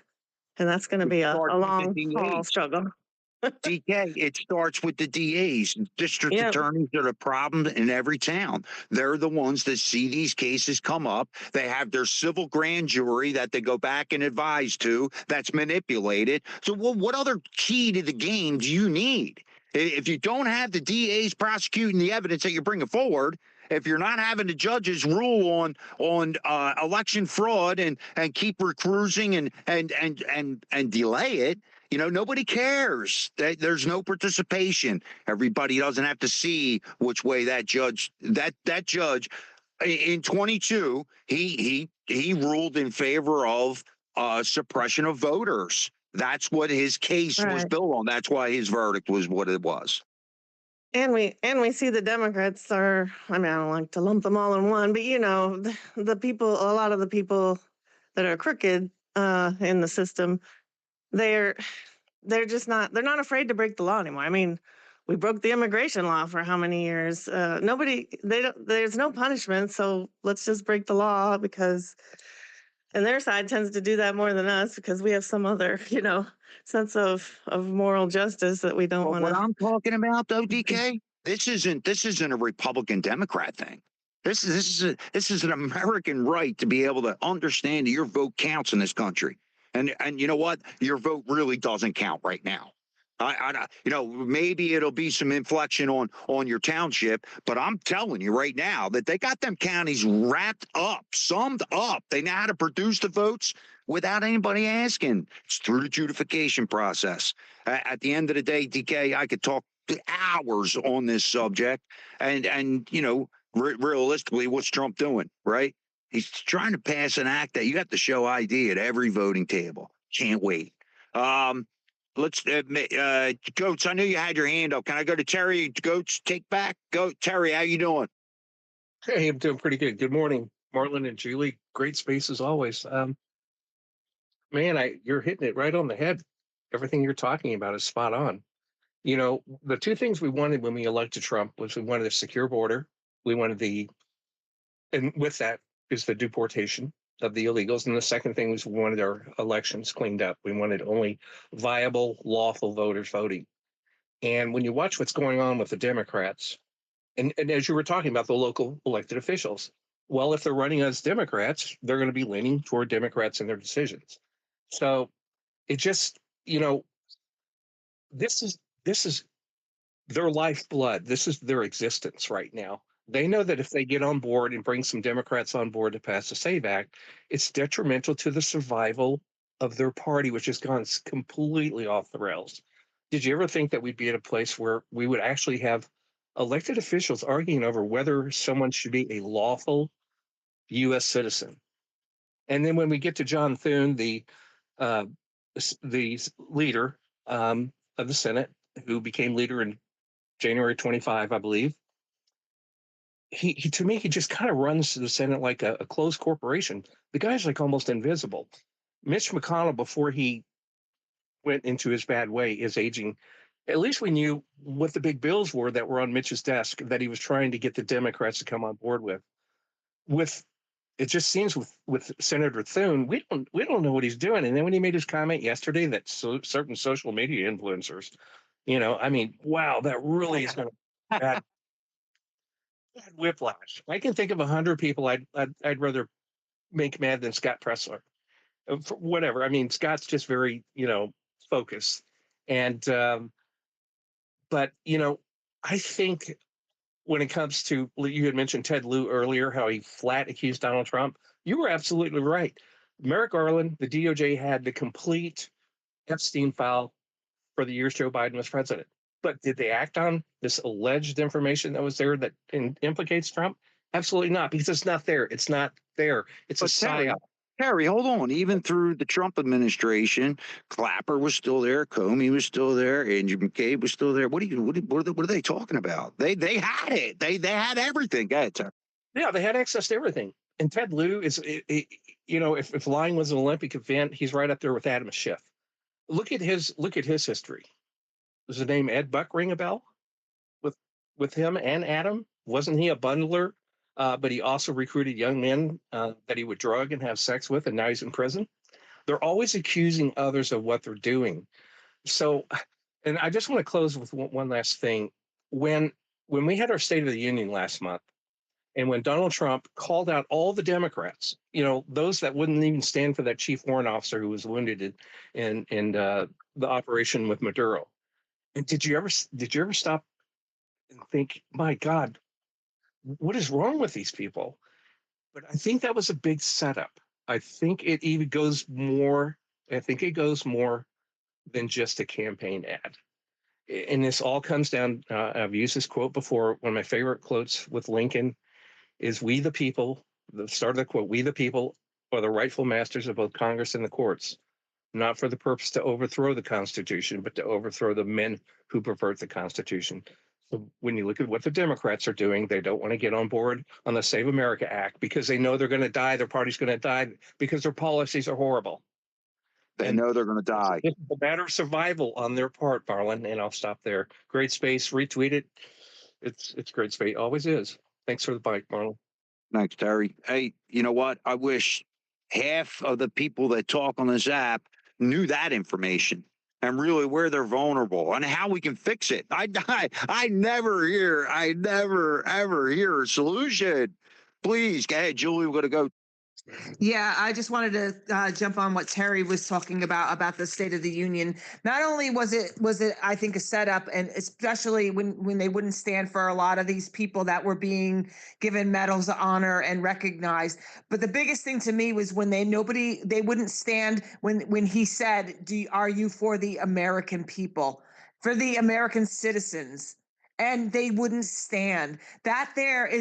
Right there is their biggest ad for the midterms. If that is not used in every one of the running candidates that are running Republican, if that's not in their ad, I don't know, then they're really not Republican. And Thune, this is where, guys, they're going to be sitting here blaming the Democrats for this. You do have a couple of Democrats, John Fetterman comes to mind, that will support this Save America Act. John Thune is getting up there, whether it's they're saying it's him or it's the turtle, Mitch McConnell, holding this bill down. But John Thune said that, the standing filibuster, which is something that they've been talking about, he said it's just not going to work. I've looked into it. It's never passed the bill. Nothing. It's never worked, and it's just a lot of talking. It's like not going to happen, right? And now Scott Presler, like him, don't like him, whatever. He put in that post that he goes, I looked it up. It took me 60 seconds to look up. The Civil Rights Act was passed in 1964 by the talking filibuster. And, this is the guy who is our head of the Senate. And he's saying he looked and he doesn't know anything about that. So is he really a Republican, or what's going on here? I mean, we definitely have a lot to blame with the Democrats, and they are there's a lot to say about them. But come on, guys, you got to start calling out these rhinos. This has got to stop. I mean, if he was really for America first, this bill would be passed. This bill would be put out to the floor to argue against, to fight against the filibuster, whatever they're going to do. It should be out there, but it's not. And then you have to ask yourself why. Who's holding it? Who's holding it? Not the Democrats. Again, Julie, the argument is they want to nuke the filibuster. I am not a fan for that. And anybody that has any kind of politics, that has any kind of background, would understand that there's a reason for this, right? There's a reason that mark is there, 60%, a super majority, right? It was really back when the mob had control of our political figures. This is how they were able to safeguard corruption inside of our Congress. But this isn't nuking the filibuster. This is saying use filibuster, talking right. filibuster, and No, and no, they're no. not even doing that. Then so it's but what I- either nuke it or use it. But we need to do is we need to lean on that percentage of Democrats to follow along and understand that this is one of the foundations that Americans were founded on, was some kind of concrete evidence that my vote was counting again. You know, I mean, there's a lot of things inside of that Save America Act again, right? Or Save America Act. There's a lot of other things in there. See, like this is where the word compromise comes in. This is where, you know, with the system that we have set up, if you don't have compromise in there, you cannot lure these people to break the filibuster. I want to choke people because the dude is positioning these people in broad spectrum. I think there's a lot of other metrics going on behind the scenes here that they're slowly, really exposing these people. And it's probably up to us that we need to lean on whether we want to do it or not, marked as a Republican MAGA space, whatever. We got to lean on the soft Democrats, just like Fetterman. You know, because his district's not going to put up with it. He's in a district with farming communities, small business. He understands he's not going to get elected again if he doesn't play ball. If he doesn't compromise, he's not going to get anywhere. Now the guy's up in grand spectrum. He's probably one of the most outspoken Democrats now, and the guy's making a name for himself. So, and again, look, I don't want to get caught in the weeds. I know Truth came back up, but Coach, did you want to throw in there real quick, and then we'll go to you take back? Real quick, yeah. Let's remember, we were talking about the election. Let's remember that they never denied there was cheating, right? The talking point was there was no widespread cheating. That's a very important phrase, right? Because again, they never denied there was cheating. Just remember, always remember that. And then the other thing, the Epstein, I was going through the emails, and you know how the mainstream media and the left, when it first came out, the second to the last drop, 30,000 mentions, Trump's name 30,000 times. Well, I dug into those emails, right? And the first thing I saw right off the bat was that the vast majority of those emails are campaign emails, auto send campaign, the same emails that you and I and all of us got for signing up at Trump's website, right? Not only did he sign up once, he signed up 3, 4, 5 times with different emails. Now, here's another thing. These email names he used some real strange email names. Now, I have to go back and look at them specifically, but one of them was like pedo fan. They were very weird names in that vein, right? They had to do with pedo type words those were the emails that he was signing up with. Okay, so remember that. So then there's this guy at Harvard, a professor that he was linked up with, and he donated $9 million to this professor's area of research, whatever. And they started a new research division, built a building with his money, built a new. You know what the acronym for this study area of study, whatever the hell I'm trying to say, was? It was PED. It was. Let me tell you exactly what it was. Oh, that's not the one. Anyway, it was PED. Whatever the. Oh, here it is. I'm not finding it anyway, but that was the acronym for the thing that they started. So isn't it strange that they put it right out there? I mean, like really, they put it right out there. That was on the front of the building, PED department. Well, Coach, man, I hear that, I hear the argument. Yes. Don't we remember as Generation X? Don't we remember sitting on Oprah Winfrey's show and him admitting that he was an FBI informant? Do we all remember this? Am I losing my mind? I mean, well, think about it. What if all this thing, everything gets dissolved, and Trump had to lure these people, right? If he didn't gain it back then, had political positioning on these people for blackmail or whatever. I mean, I'm not saying, hey, we're look, if Trump did whatever they're accusing him of, and he's tried in a court of law by his peers, string him up, dude. That's what I feel. So let's and again, I go back, dude. They had all of these documents. They could have stopped Trump years ago if they really had the evidence. So I want to keep that in mind. I've said the same thing. If he's guilty, string him up. I have no qualms about it. So, but how if Q was a plan, right? And if there was a plan to how long do you think that plan has been like? Because he was working with to combat the mob in New York. He was working with FBI agents to combat the mob in New York, and they were very friendly. So I mean, how long would that have had to take action? Years and years, probably.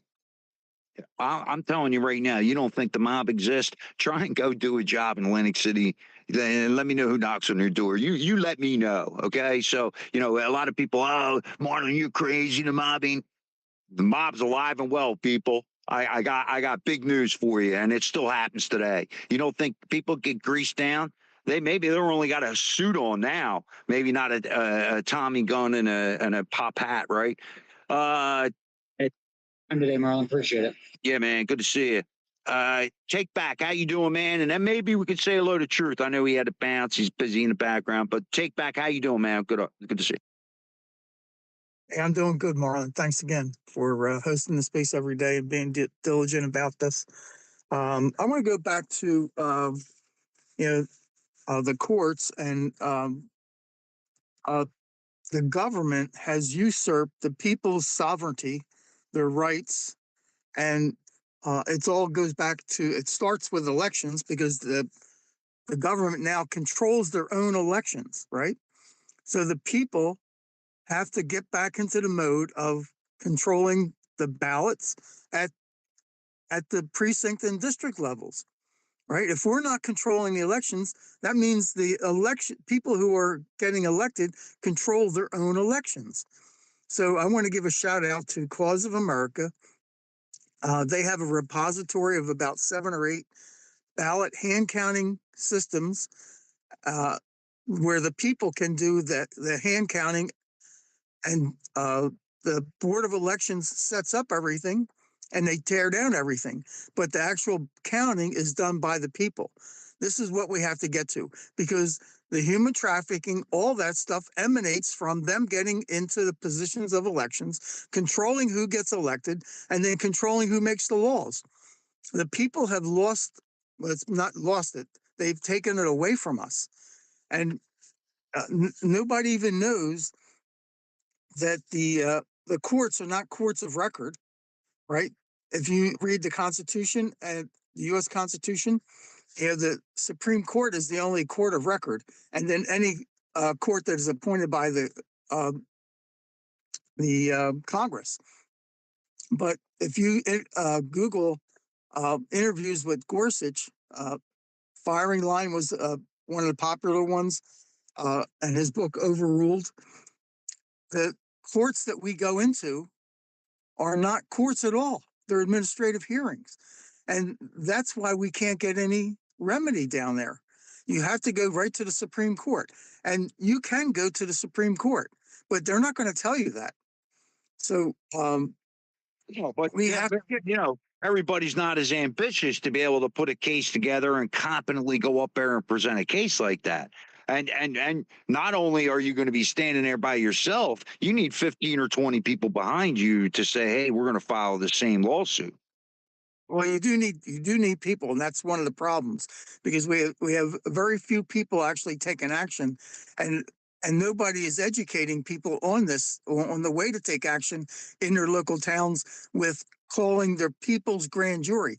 The government usurped the people's right to call a grand jury.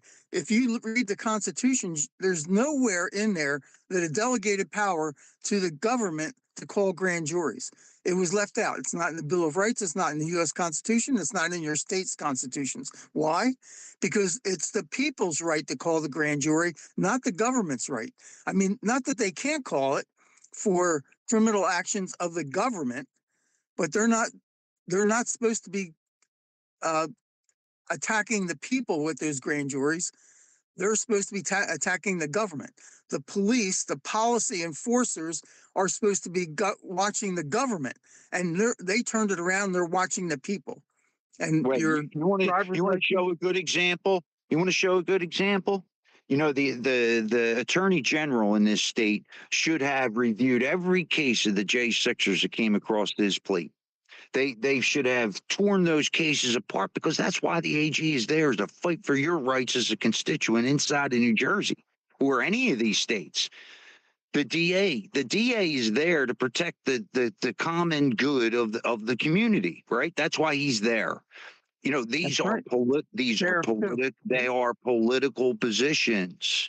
And what happens is they become very political, and it's political suicide if you go against, hey, the narrative that's coming out of, hey, maybe the people that have money, we're talking land deals, we're talking, you know, all kinds of things go behind the scenes that these DAs know about.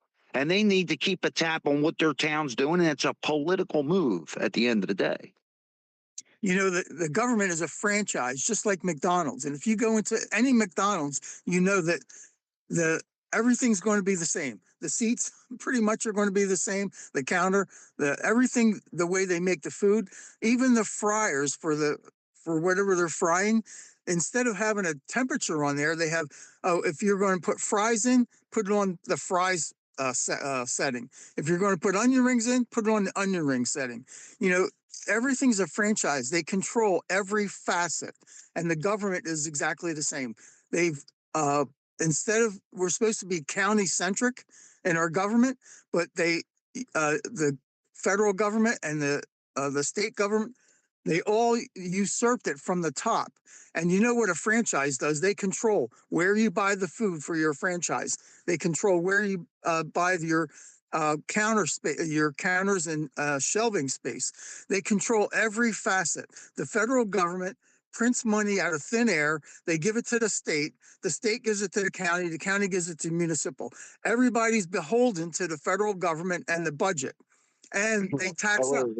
So then you know, then you got to wrap in the CWA unions in each one of our counties, and you got to see the corruption that goes on there and how much money passes through their hands. And dude, it's insane. They should have been locked up. My county board should have been locked up 3 years ago when Amber died. The rescue dog died in the back of a county vehicle. The guy was in a bar drinking. He comes out, the 2 dogs are dead. Right? You know what my county board did? And we're going to go to you, Scorpio. My county board tried to cover it up. Then they told these clowns to go get a municipal backhoe, go dig a hole, bury the 2 dogs in the backyard, and then go get mulch from the town and put it over top of the dogs like nobody would know. This guy got caught doing this. This state of New Jersey spent millions of dollars defending this guy. And you know who paid for it? John Q. Taxpayer, buddy. You paid for it.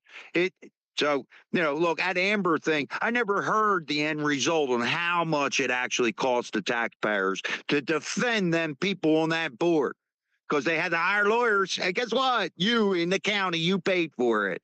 So how many ways are we getting bent over as a taxpayer in New Jersey, buddy? A whole lot. So the people have to understand that we, the people, are the we have all political power. Right? You read the Constitution of your state, it says it in the Bill of Rights or the Declaration of Right. Yep. We have to call the grand juries. We have to assemble the people. We have to call set up a grand jury. We have to receive evidence from other people. We have to indict them and then give that to the sheriff. The prosecutors and the AG of your state, they're operating unlawfully, and they've usurped the power of the people. The people have to take it back. But elections is a good thing to start. You should start looking at the cause of America, look at those hand counting systems, and then also institute that, take back control of your elections. You'll take back control of your whole government when you do that, because the people know what's right. 80% or 90% of the people want hand count, ballot ID or voter ID, and the government doesn't want to give it because they're giving up power. You have to take action. It's a local action. Assemble the people in your county, and then call these people and use Participate. the constitutional sheriff. Force the sheriff to be constitutional. He's your representative. He's the chief peacekeeping It's officer in political your county. suicide. You're not getting it. It's political suicide for that sheriff to stand up and do anything of what we're talking about. So you got two things You get working the against people you. behind you.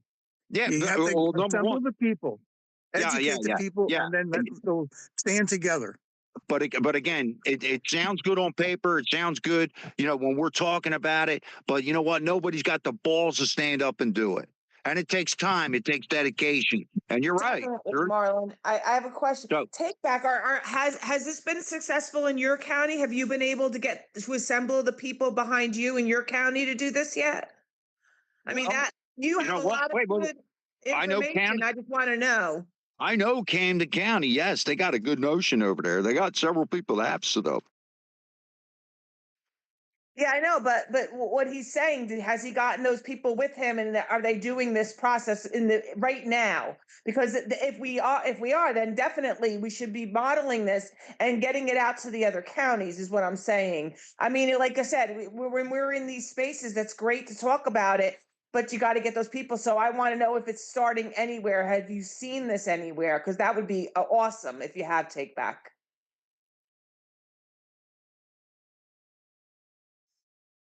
Here, take. Scorpio. I'm assembling a small group of people and educating them on how to do this. So if you want to get on the bandwagon, just let me know. Well, there are lots of options. It's awful funny, and we're going to go to your Scorpio. I know you've been waiting, and I hope you're feeling better. There's one more example that I want to show, and they reference back to the Trump administration asking Maricopa County today. This happened today. They're asking Maricopa County for confirmation on several things on election fraud in Maricopa County. Now, remember, it's those people that stood up and used this public forum to submit evidence. That's why Maricopa County is so famous. They did not remove the corporate charter. They did not replace the county commissioners, but they did snap them too because they wanted to attack their insurance policy, their bond that every political figure has.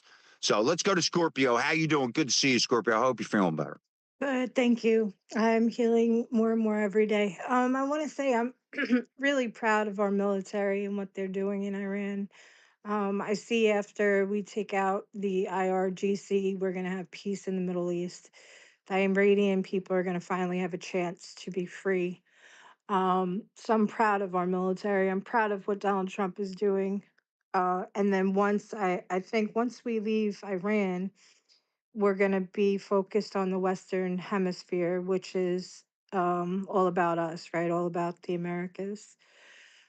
Number two, it's the agencies that have power in the U.S. I think we have like 175 agencies. So you can see like Donald Trump,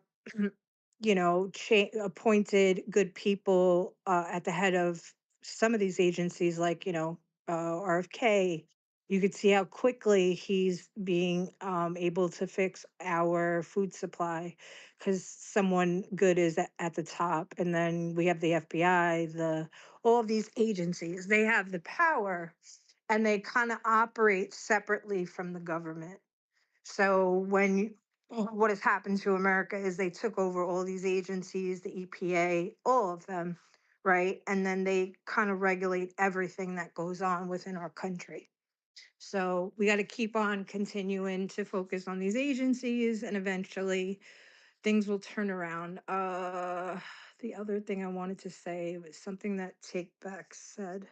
Oh, as far as the elections, right? Once this SAVE Act, because right now all of these congressmen, they vote for what is going to get their donors to give them money for their next campaign. And I learned this from Thomas Massey because he bragged the first time he went against what Donald Trump wanted people to vote for. He bragged that because he went against Donald Trump and voted no, he got $200,000 within 2 days to his campaign.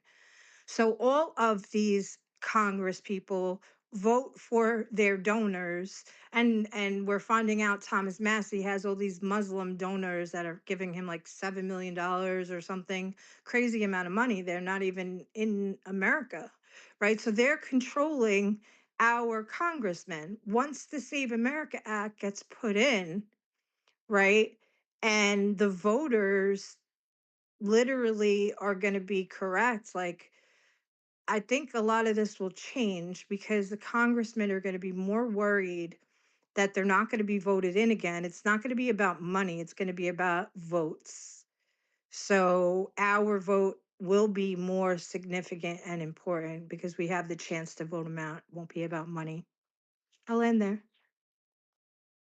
But it still leaves us with a problem. It still leaves us with a problem with the electoral system. How could the policy of North Jersey influence the policy that we need in South Jersey?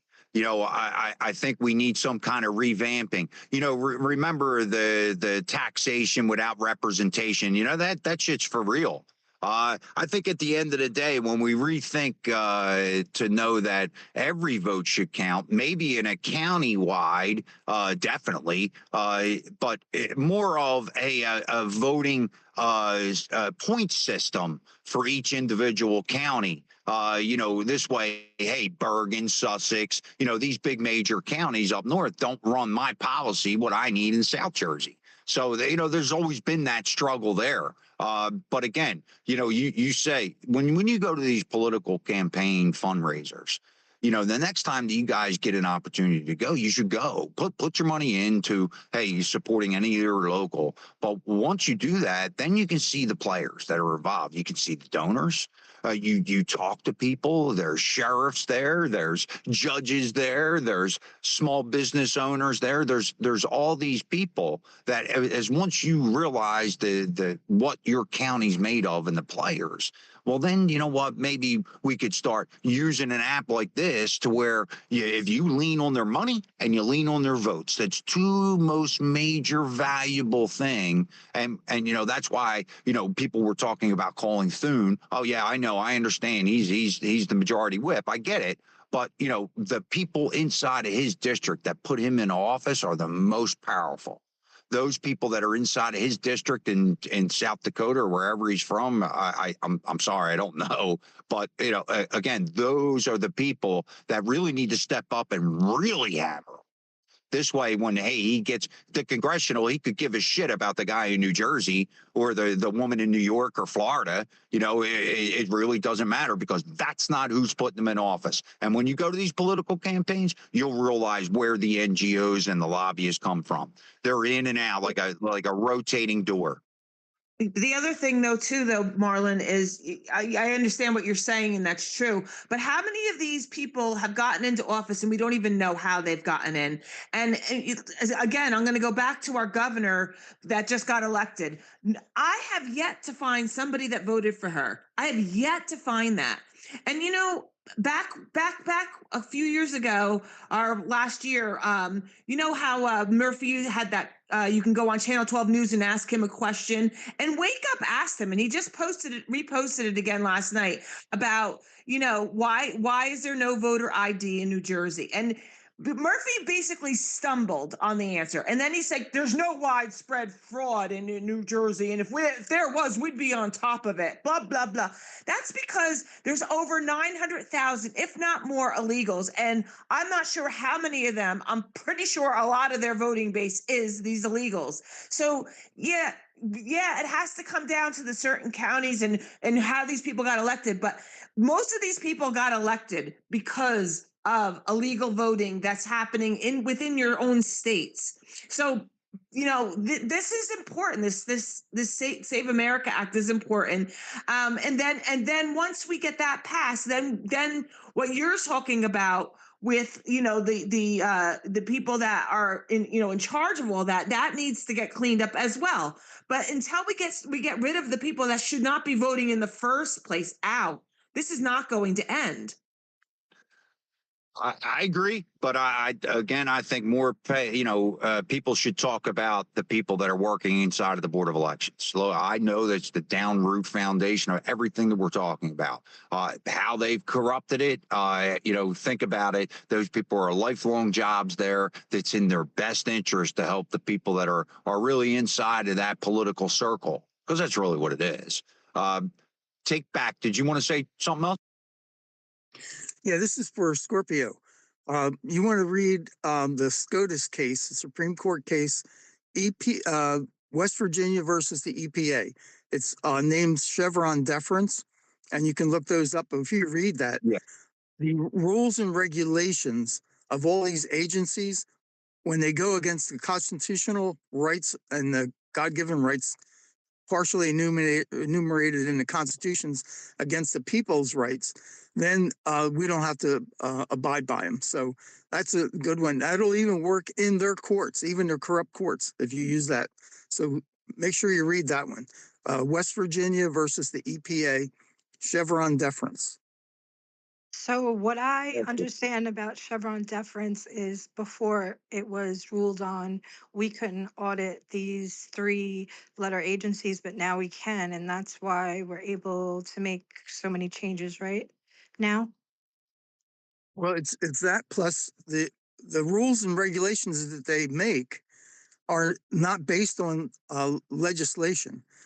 If there's legislation made and it specifically says something, or if it's vague, and they just make their own rules over and above it, so they can't make the Chevron deferences. It was Chevron Oil.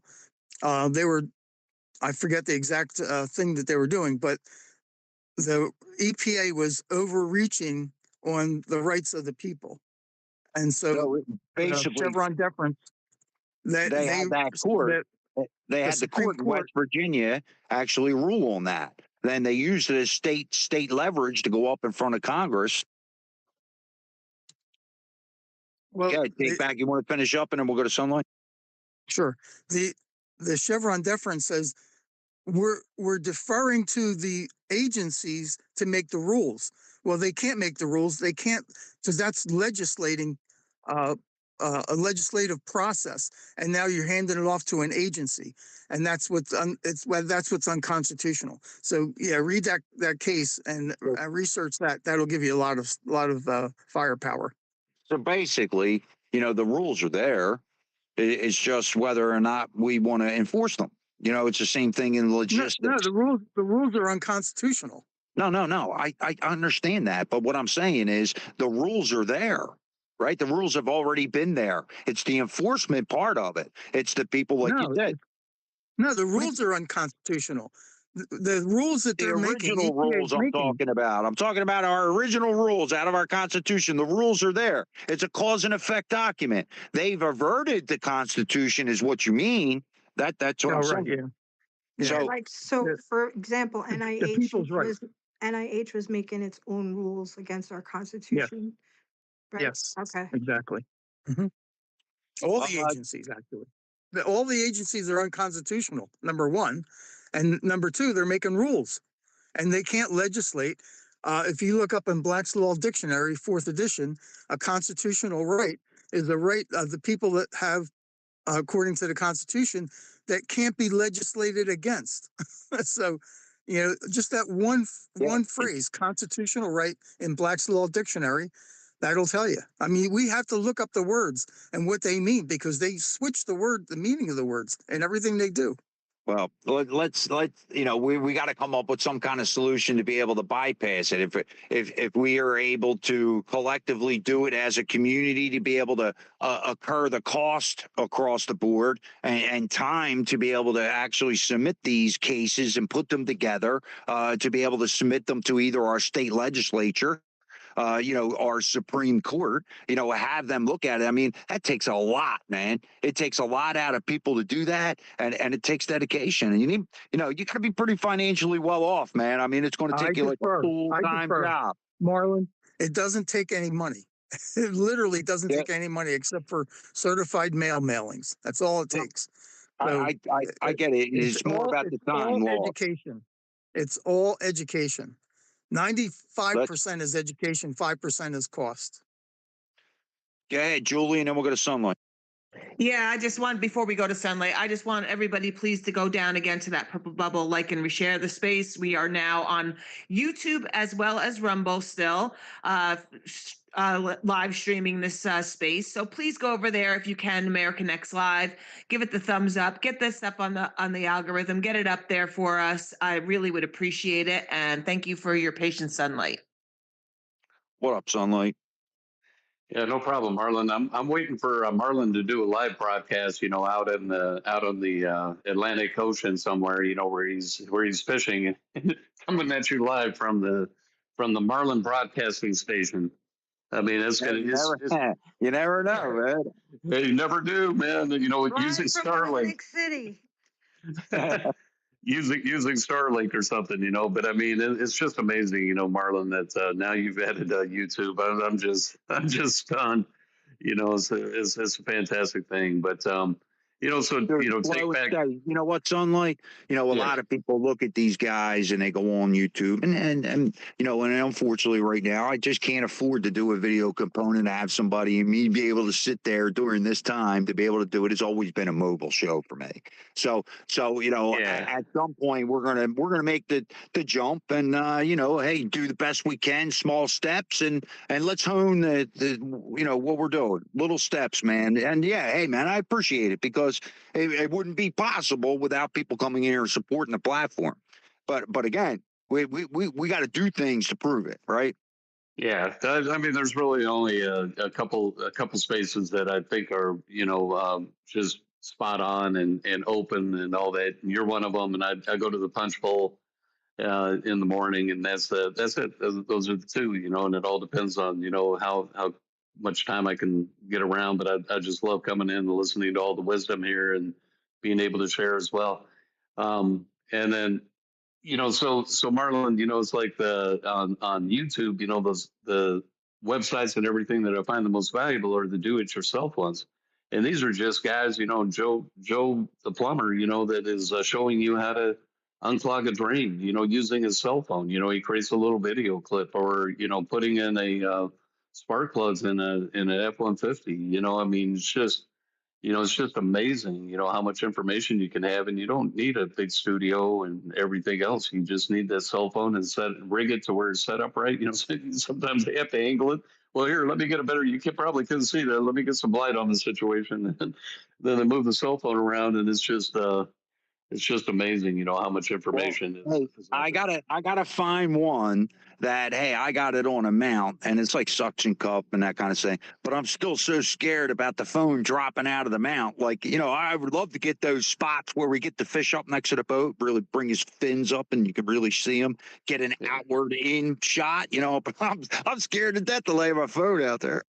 Well, it'd be funny if all of a sudden the phone fell in the fish's mouth, the fish got off the hook, and now it's waterproof, and so now you're pinging it, and find my iPhone, and there you see it moving its way down the coast. It's off the coast of South Carolina now.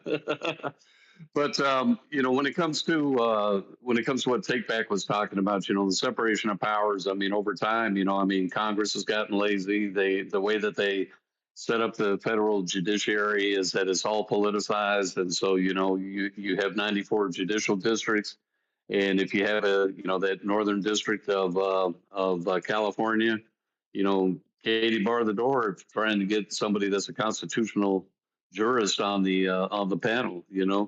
It's going to be a liberal judge, and because the blue slip process, both senators have to approve whoever is being nominated, and so. You end up with red state, blue state jurists. It's just it's a flaw in the system. It's a flaw in the system that they allowed the executive branch. Executive orders are also often unconstitutional. Look at DACA. You know, the deferred action against childhood arrivals under Obama, the Supreme Court ruled it was unconstitutional, and yet nothing has been done about it. You know, so there are executive orders that, you know, put your hand on the Bible that Trump has put forward that are unconstitutional.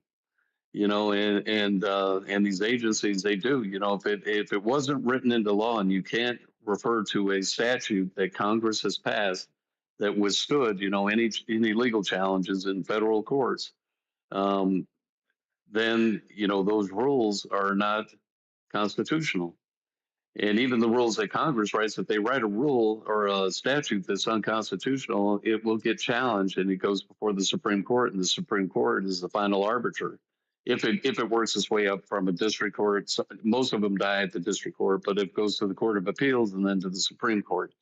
So that's how the system is supposed to work, and it's really annoying, Marlon. I mean, when you say go to fundraisers, you know, I've been to fundraisers numerous times, and you know, you're talking to the politician, you know, that's the object of the fundraiser, and they have like a little cheat sheet, you know, or their staff, you know, sitting there and saying, you know, we'll tap them and whisper in their ear, and you almost get run over, you know, because they make a beeline, you know, for the large bundler that bundles up a bunch of donations, or you know the heavyweight, you know, campaign contributor.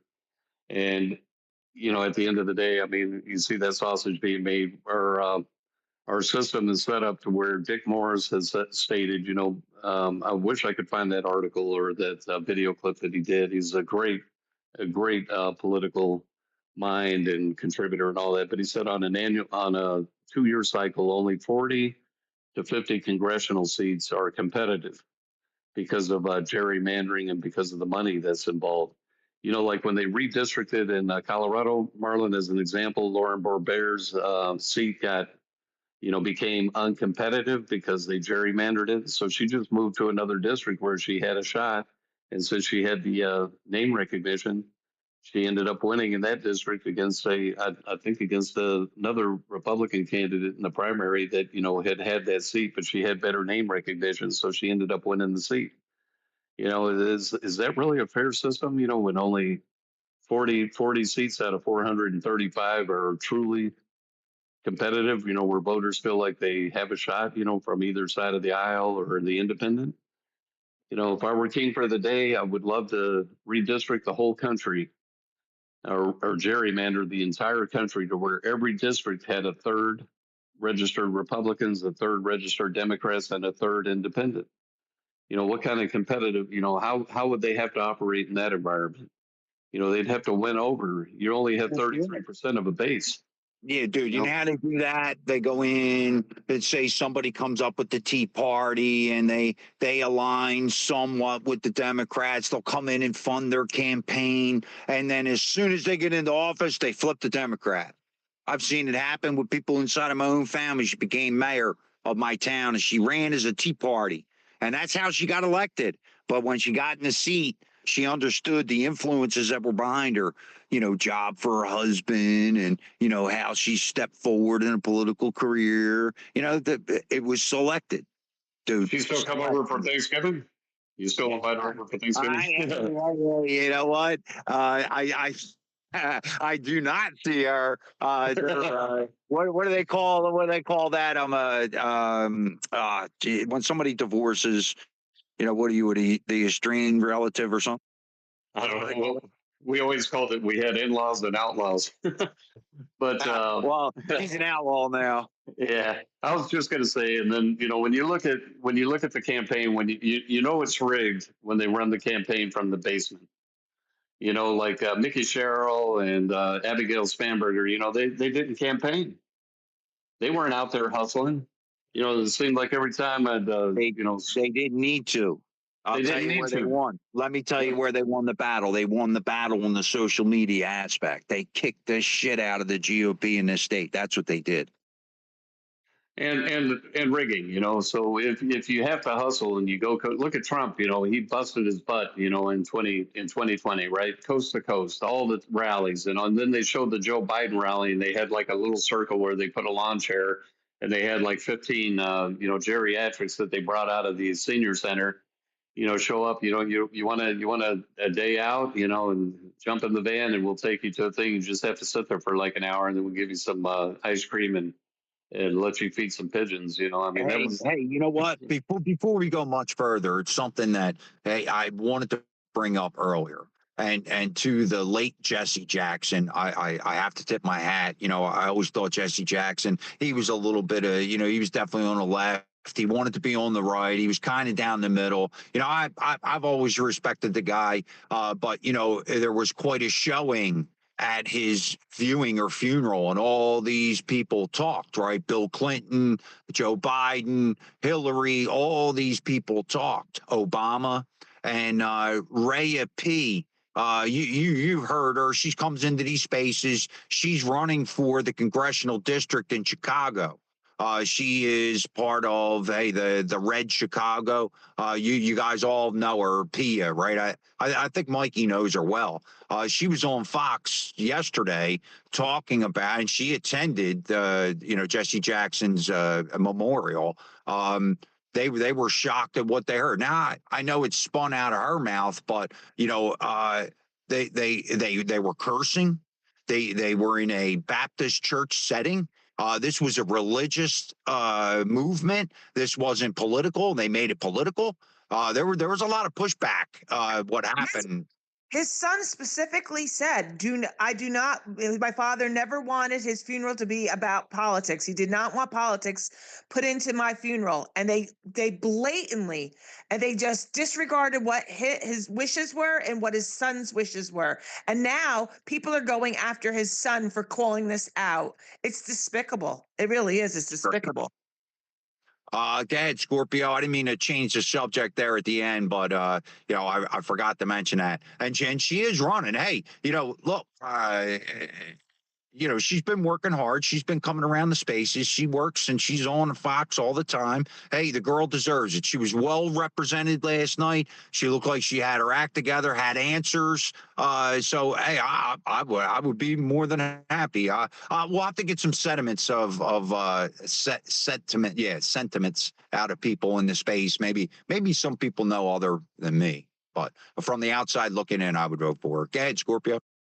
Hey, I think I want to take back New Jersey on it is education. For a while that we weren't educated. Like, I hope this changes with like the Department of Education going back to the states, because ultimately that's how our country was designed to have the most power in the states. And that's where we can, as a community, have control over what happens in our local community and our states, and not the power being at the federal level. But I feel like sometimes, like when I'm learning this stuff, that I need to go back to like school, but for like law school or something, because our court system is super complicated, and all these agencies and rules and stuff like that. So it will take time for us to learn. I put in the pill Donald Trump's initiatives, and his policies from the White House. So like we can mimic this. Like we can look at what his blueprint is, learn about one of the sections. If you're into health, then follow along with what is health make America healthy again is. If you're into wealth, make America wealthy again.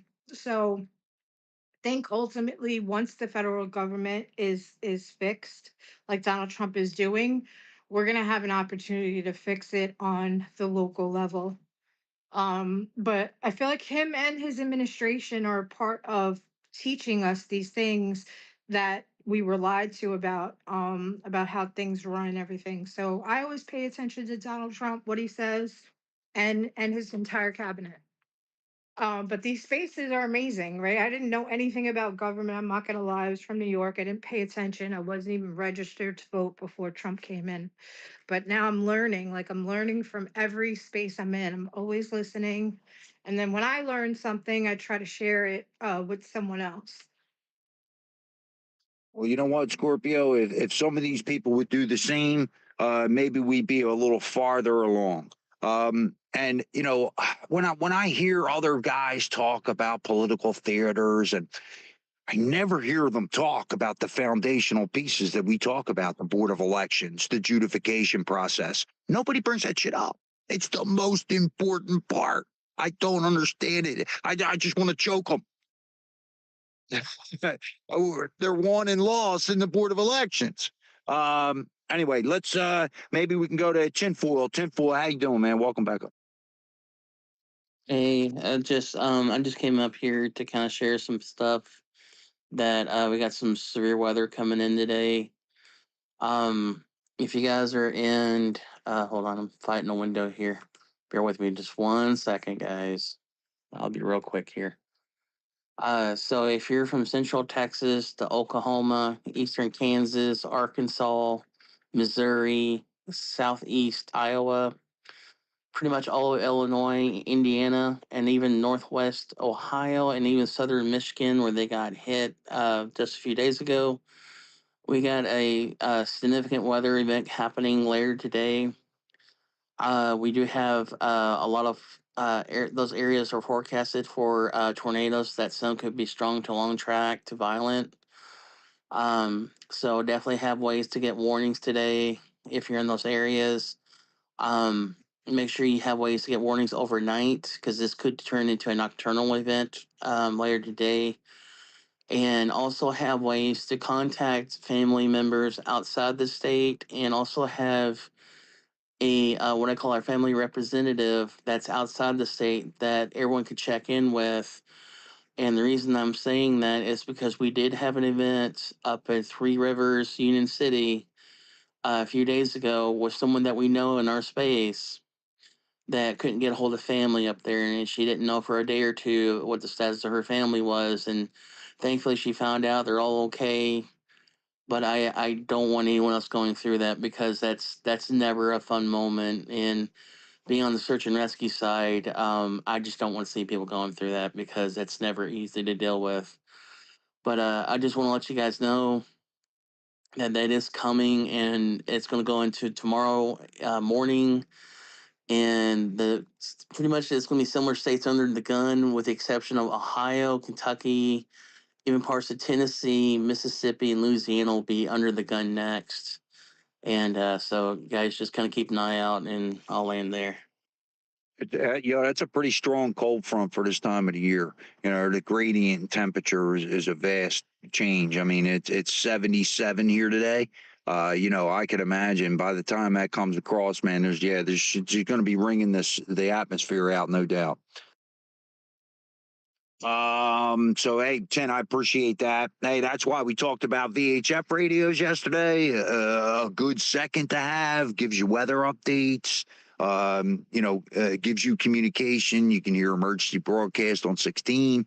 There's a couple of things that those VHFs can do for secondary. But even like Tim says, even just like one of them little bitch boxes, you push, it's a little vanilla looking thing, you push the button and it's just a weather radio.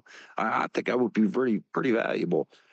And especially, I haven't seen Love My Wings since, and I can't imagine the anxiety that you went through for those couple of days. So yeah, that's tough stuff. And a good idea is contact somebody out of state. Go ahead, take back. I forgot what I was going to say. Happens to us old folks. Go ahead, Sunlight. Yeah, thanks, Tinfoil. I mean, I went and checked. I mean, you can always tell when it's building up here in North Texas, And unfortunately, I live in a town that's a little bit northeast of DFW Airport, and so the runway and the tarmac. I mean, it's it's a concrete jungle basically. Gives off a little bit of a heat signature, and it seems to kind of create a little heat bubble that splits up. Storms coming in from the southwest headed northeast. So hopefully that's what happens here. But yeah, we're under a severe watch, and we really don't need any of that mess right now in Texas. But so Marlon, I put down in the purple pill a couple things I found that I think the room might find interesting about Peter Schweitzer breaking down how Trump is masterfully it's a master class example of geopolitics, how he's boxing in China. And he goes through it. Peter Schweizer's very, very methodical, and he goes through it very succinctly with Mark Levine on the Mark Levine show. And then I put down there also a thing from Steve Malloy. I don't know if you follow Steve, but Steve is talking about checkmating China with oil, and the reason being is that even though China has really pushed electric vehicles and solar energy, and along with their coal and everything, but they're one of the leaders in solar energy. Navy ships and tanks and stuff run on diesel, for the most part. And if you don't have access to the oil, you don't have the ability to move logistically, in an aggressive Hey, military. you know what, Sunlight, before you go too much further, did you see Cuba? Cuba, most of Cuba's in the black right now. Their oil was cut off on Venezuela, right? So they ran out. Now they're generating plants, don't have any oil. Now the Trump administration is talking about doing a deal with Cuba. I wonder how the Cuban people feel about it. Maybe they're asking for something more than just a deal on oil. Yeah, it's interesting. My daughter last year had a friend that's from Cuba, another gal that she's going to school with, and she actually went on a visit, and I was strongly opposed to it. But, got firsthand, experience. She was like, just shocked at, the lack of modern vehicles and everything else, but she said it was kind of interesting. It's like taking a walk back into the 1940s or 1950s. Not that she was there, but, just from a movie sense.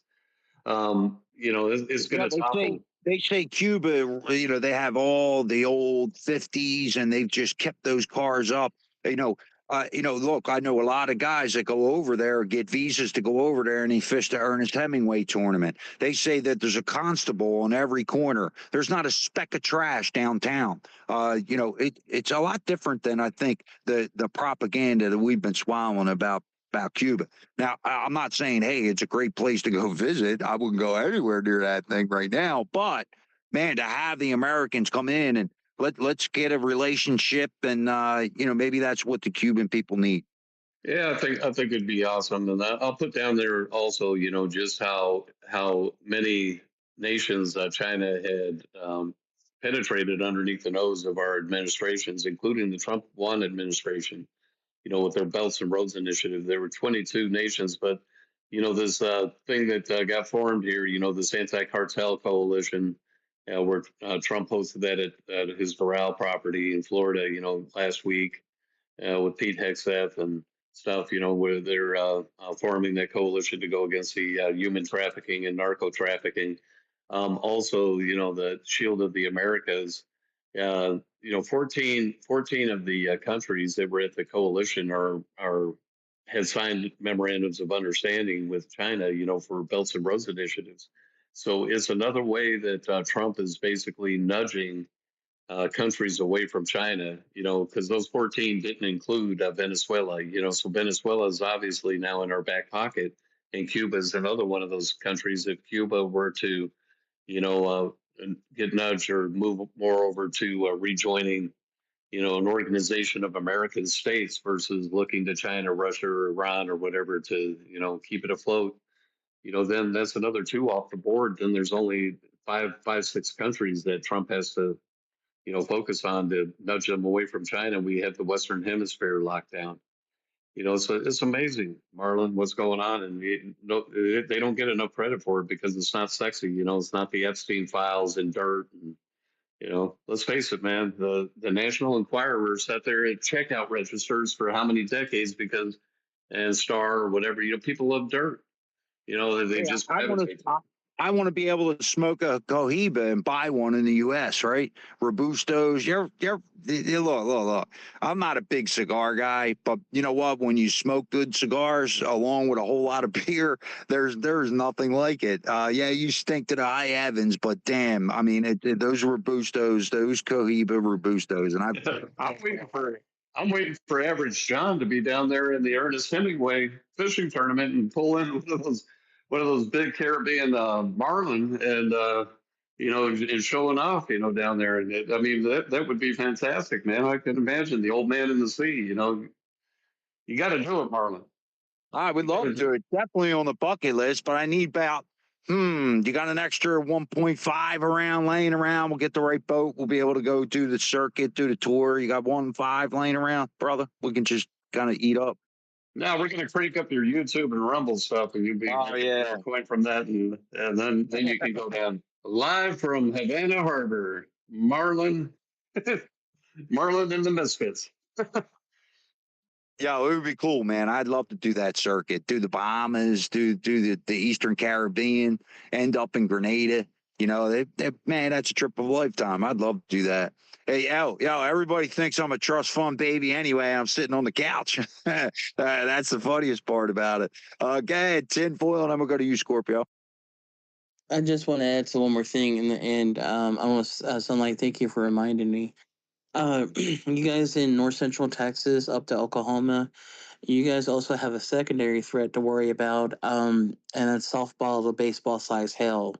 You guys got a large hail threat today, and so if you anyone in Texas and North and Central Oklahoma, if you have vehicles you want to protect, might not be a bad idea to cut out work a little bit today to head home to put it in the garage. And on one thing I do want to kind of point out too, and I'll be really quick, Marlon. And I don't think anyone in here would do this, but just kind of help spread the message. Anytime during severe weather is happening, I strongly discourage anyone parking underneath the overpass and trying to seek shelter there. Not only that you create a danger for yourself, you're creating a danger for everyone around you because of traffic. Um, and it can turn into a situation from a minor accident to a very deadly situation real quick.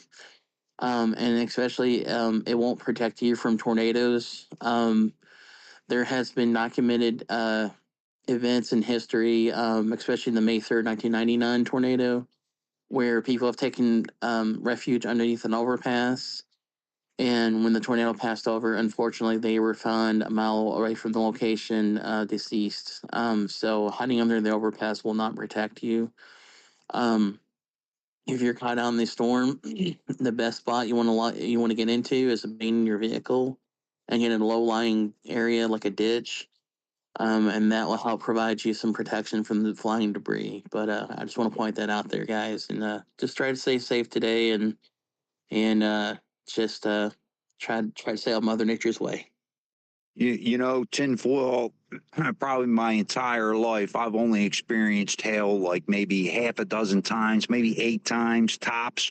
Strongest thunderstorms ever. I couldn't imagine baseballs coming out. I've seen videos, obviously, but yeah. Hey, thank you for coming in and warning people, especially with that baseball size threat. Marlon, I've been in a downpour of nickel or I think pea size hail. That's the worst I've been in, and I was on the ham radio talking to a friend when it happened, and I had to stop because I couldn't even hear myself talk. That's how loud it got in the vehicle. So I'm like, I can imagine what baseball size hail would be like. That would kind of terrify me. You know what that would do? It'd smash every window in the vehicle, the dents all over it. No. Sorry, I'm not living in the tornado belt. I don't care how big the whitetails are. Scorpio, go ahead. So I have a question for Sunlight, but I want to read something first. This is from yesterday from Donald Trump. If Iran does anything that stops the flow of oil within the Strait of Hormuz, they will be hit by the United States of America 20 times harder than they have been hit thus far. Additionally, we will take out easily destroyable targets that will make it virtually impossible for Iran to ever be built back as a nation again. Death, fire, and fury will rain upon them, but I hope and pray that it does not happen. This is a gift from the United States of America to China and all those nations that heavily use the Hormuz Strait. Hopefully, it is a gesture that will be greatly appreciated. Thank you for your attention to this matter. So, Sunlight, I have a question. Iran, I guess, had control of the Strait of Hamas this whole time. Do you believe by us taking out their terrorist organizations that basically terrorize the Strait of Hormuz, that it would allow these ships to flow easily in the future. Do you think that's what Trump is going for? Yeah, I researched this because, when you start looking at our presence there, it came to light that our fifth fleet, the Navy has six active fleets. The first fleet, it used to be seventh fleet, right? So the first fleet got absorbed, but there's six active fleets, second through seven, and the fifth fleet is based in Iran, right in the Persian Gulf. We have the sixth fleet is in Japan, and the seventh fleet is actually in Italy. And it's kind of windy. I'm out walking the dog, so bear with me. If that's first blowing through tinfoil, if all of a sudden you don't hear me, just look for my body somewhere in the North Texas area. Um, but so the whole purpose of the United States Navy is to guarantee maritime trade. 90% of the products flow across the ocean, and our Navy is the globe's guarantor of maritime trade. And the Straits of Hormuz, there's a little island that Iran uses as kind of like an offload island where they had some of their Navy base called Karg Island.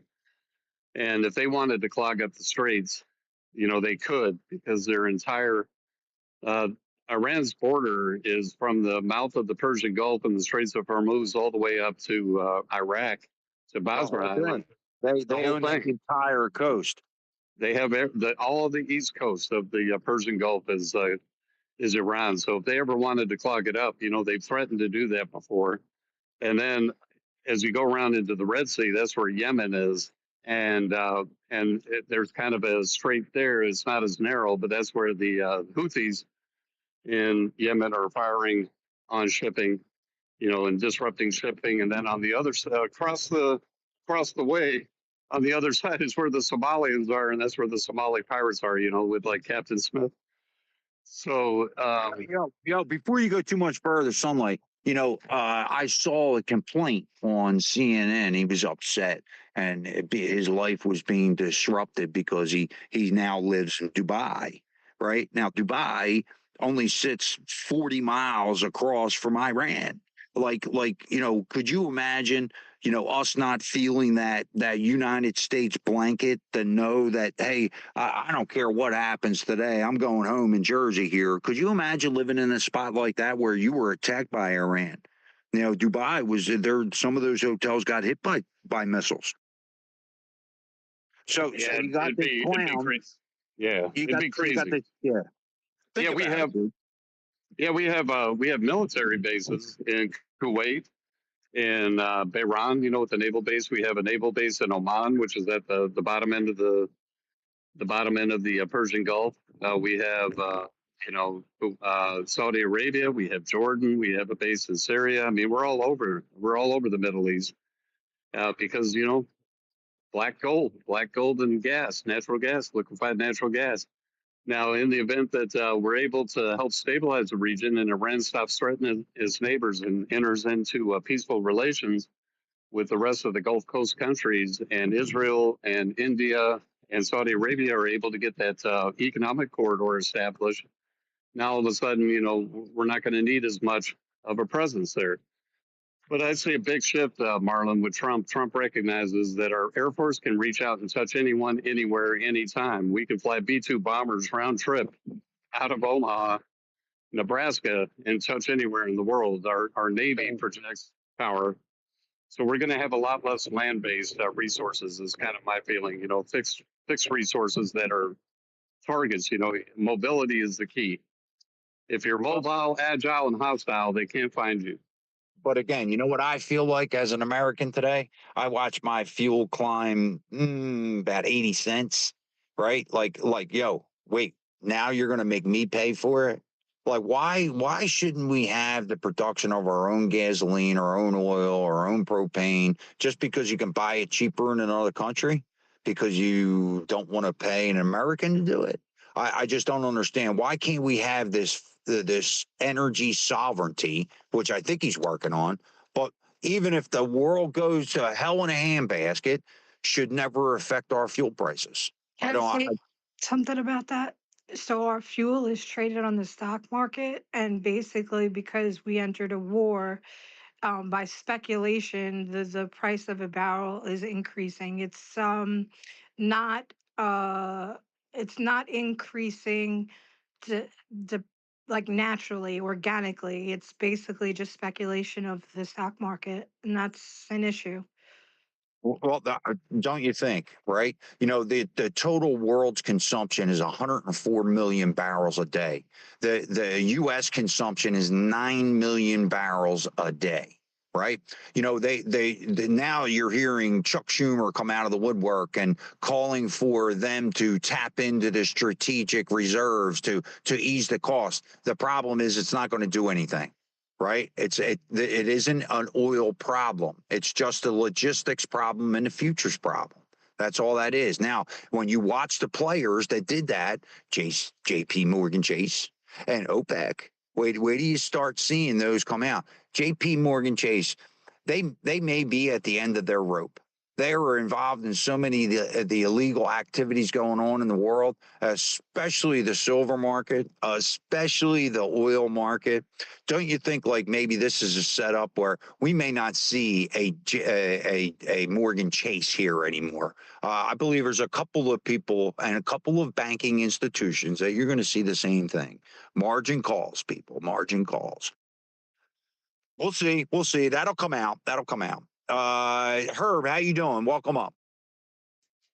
Yeah, doing, good. Actually, spring is coming to Sweden, so, that's positive. So just waiting for the ice to disappear so I can start fishing, So I was thinking, how's it going with, made in USA, so to speak, the industry in general, because it's quite, I was thinking about what you discussed actually, because I assume that it's probably 60% of our, some components comes from China, for example, to make it cheaper. But you can easily do the analysis, if it's actually made in Sweden, by, near a company, it costs a little bit more, but, you don't have to do the paperwork, the substance, declaration and yada, yada, politics is quite, infected in Sweden. But how's it going? I don't know if it's a strange question, but how's it going with, the American industry in general? Has Trump made an effect, to make it, USA, yeah, so to speak, when it comes to, Well, industry? you know what, Herb? I really broke President Trump's balls. About 6 months ago, he came out and he talked about fixing the prescription drug problem in this country, that we were too reliant on other manufacturers outside of the U.S. to really meet the demand. And we saw it during COVID, right? The Biden administration should have been all over this with these infrastructure bills, putting these, businesses back. But, I ran into a friend of mine not too long ago, and this gives you just a little bit of indication, Herb. He makes all of the devices and little containers for prescription. He does the gel pack. He does all kinds of different ways to package big pharma pills. What he told me was his production line is like 50 times what it was a year ago, because he realizes now all these American companies that are starting to produce the medicines are all asking for his product, their medicine. What that tells me is that the Trump administration didn't put a Band-Aid on. And I just wonder how many other industries right now that we are seeing a surge in. I haven't seen it yet in construction yet. The phone's not ringing off the hook. But as soon as that interest rate comes out of the 5 3/4 and down to the 5 1/4 area, 5, this country will be jet started, right? There will be no stagflation that they're sending out there. They get the interest rate down. The Fed is absorbed by the Treasury now. We're going to see that. We're going to see that interest rate fall. Now, listen, he can't do it with a big giant guillotine. He just can't cut those rates, because those people that have those mortgages will be underwater. And he said this, and he talked about this. I want, you know what? Before we're going to go back to you, Herb, and then we'll go to you, Sunlight. When I was growing up, we came out of the Carter administration, where America received and experienced the highest interest rates they had ever experienced before. Some of the mortgages were 14, 15, 16%. This was coming out of the 80s. This was also when there was a fuel crisis, right? This is when, hey, Americans had to put their gas cans in and go fill up their cars on the odd and even days, right? A lot of people today, they don't even understand that at all, what we experienced as kids. So to see this Trump administration, fortifying some of, hey, number one, our logistics on our medicine. I accused him of only putting a Band-Aid on it. And I'm proud to see. It just so happened I talked to this guy. I did a job for his warehouse. I just talked to him a week and a half ago, and that's what he told me. So, Herb, if you take that little bit of slice, I think American products are coming well back online, and it takes time. It takes time to do this, right? But the GDP numbers show it. Go ahead, Herb. Yeah, just 1 billion, the stuff that is actually happening in Sweden. I was in Poland, it was a month ago. But I think it's quite interesting when it comes to, European countries in general, because, they managed to restrain the companies with electricity. It's kind of about, high prices. So they're actually, it's quite intriguing, interesting. Sorry for my English morning, but, how they actually, oppress companies, pressure them, in that kind of way. It's quite disturbing because that they only want to keep the big companies because, they keep this European Union charade up. But it's quite obvious how politics are ruining companies in Sweden, actually. Small businesses, the same shit, sorry for my language, happens in Poland also. And it's quite, disturbing to see because we have all the knowledge, we have all the good, engineers and good people that actually can make it, a good way forward to make Sweden, great again, just as US. Just 1 billion. Thanks for explanation. Thanks. Sounds like full-blown communism running that country, Herb. Suppressing small businesses, creating monopoly, collusion. Why is it in America that the gypsum companies, every board producer goes up at the exact same time, the exact same day? How can that be possible? You're going to tell me right now that's not collusion between the big four? I don't understand where the parameters are where collusion can be a real thing, a monopoly. There's laws against it. Well, look, I'm a capitalist just like everybody else. But I think once they, are taking the rights away from people, forcing them into only picking one product, cornering the market, I think there should be, a lot of restrictions there. There are. We're just not following them.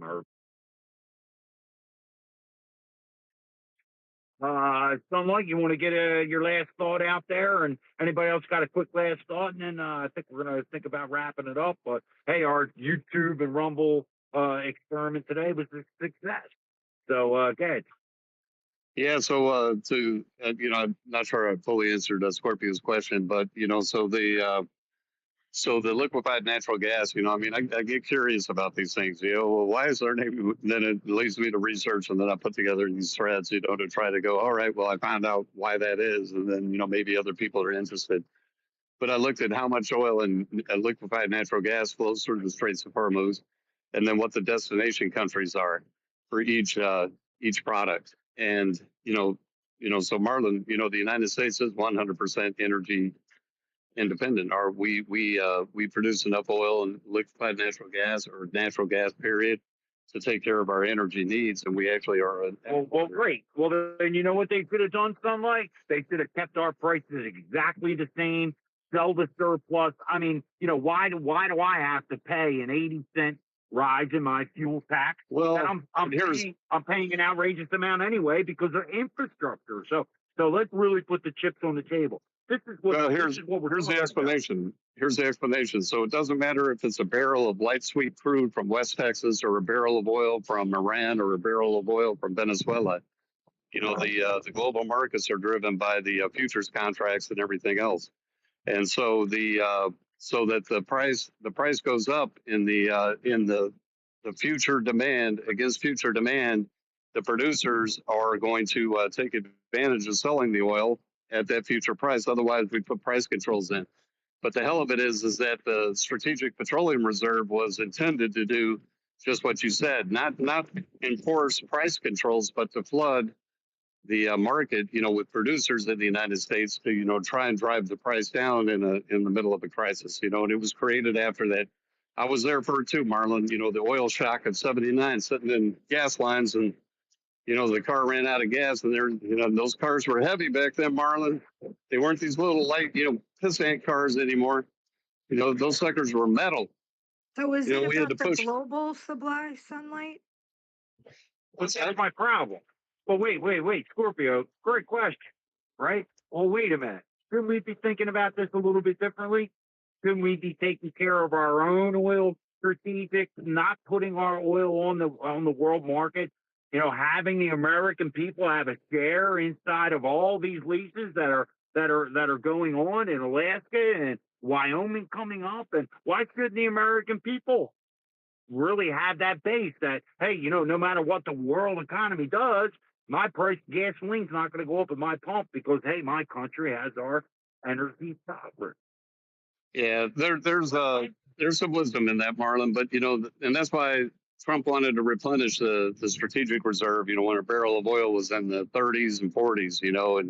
And so that's the time to buy. And like Southwest Airlines, just for an example, they're known, for their quick logistics, onloading and offboarding. They used to be, now they screwed it all up. But, bags fly free and all these other innovations, they could get people from A to B very, very efficiently. But they had a hell of a jet fuel trading desk that would lock in at the right times, fuel costs, so they would play the futures market and try and lock in, any fluctuations to try to minimize any impacts, so that they had a predictable, reliable jet fuel source. And that's what people do. So there's speculation and in any event, the Trump comment about China is, if you look at that, China is like 33% of the Gulf oil goes to China. And about a similar amount of liquefied natural gas. And so what Trump is saying is like, hey, we're happy to escort this to you, China, because we are firmly in control of the 7 seas. Your Belt and Roads initiatives have failed. And, if you don't play ball with us on trade, we could cut it off if we want to. That's kind of the hidden messaging that Trump is sending to the Chinese. And they can't buy that Iranian oil, Marlon, against sanctions where they were getting it on 20 cents on the dollar. So a barrel of oil might be $100, for example, and China was paying 20 because they were getting around sanctions. And to Iran, it's a sunk cost. They'd take the 20, versus 0, because they have to fund their terrorist organizations all over the place. So anyway, it's a master move. It's a master move. So maybe that what I put down there might help make some sense of it.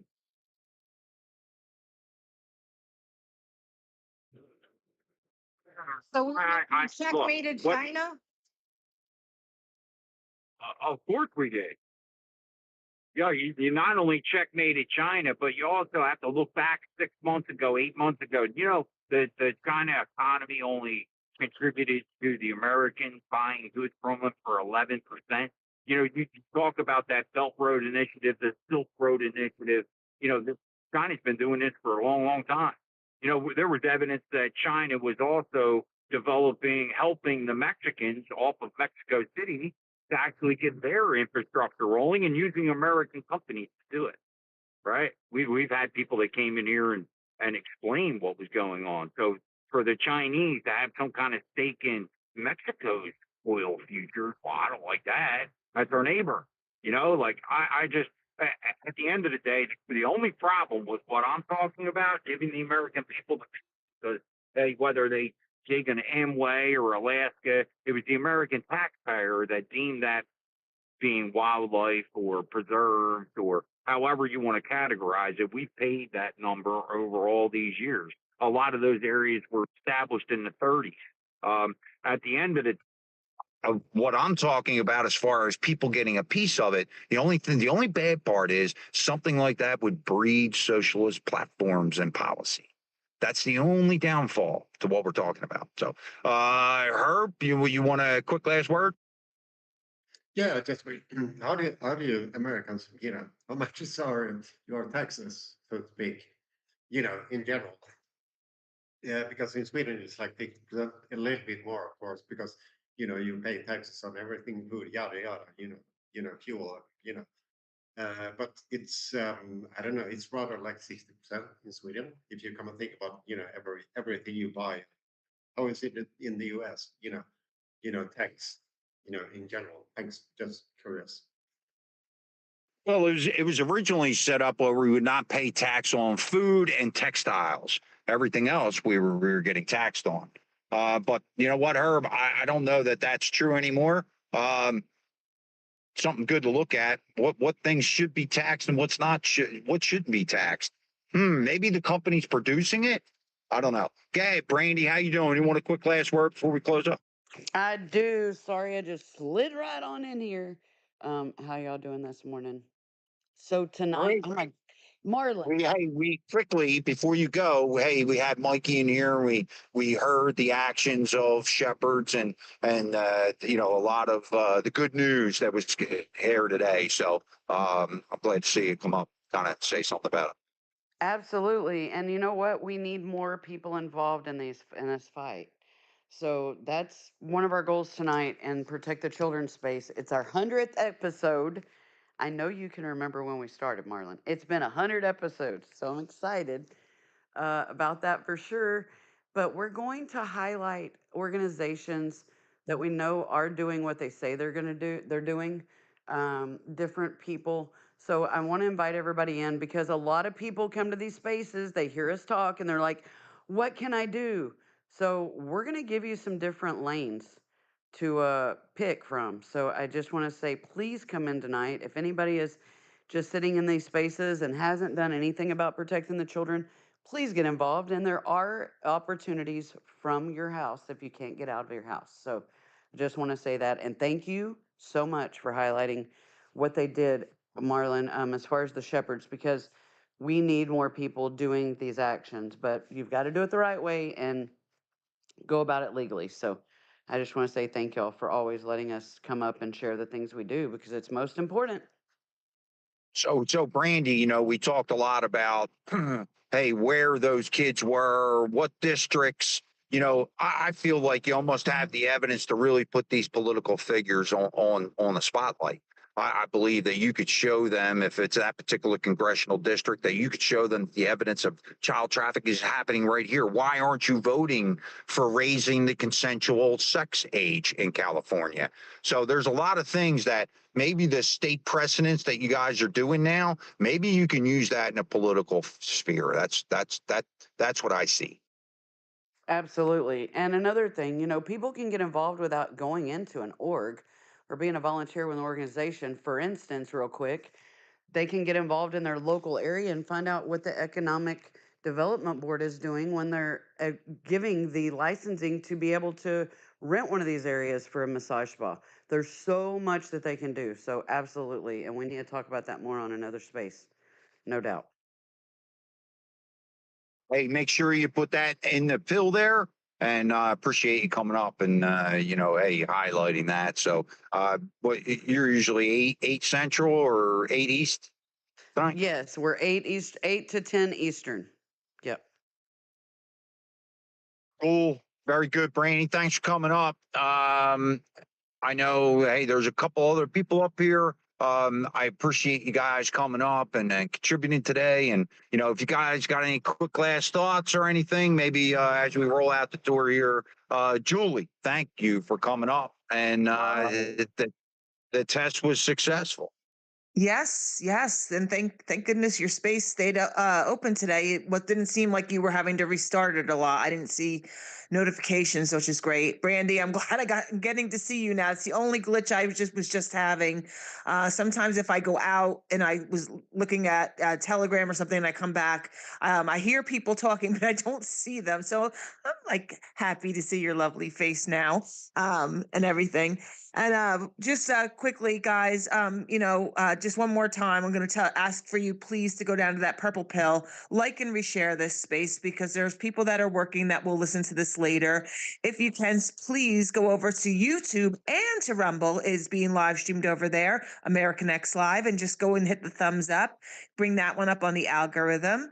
And Marlon, just one thing I wanted to talk about. Just not that I am not a Candace Owens person. I don't follow these things, but I just wanted you to know Trump just appointed Erica Kirk to the U.S. Air Force Academy Board of Visitors.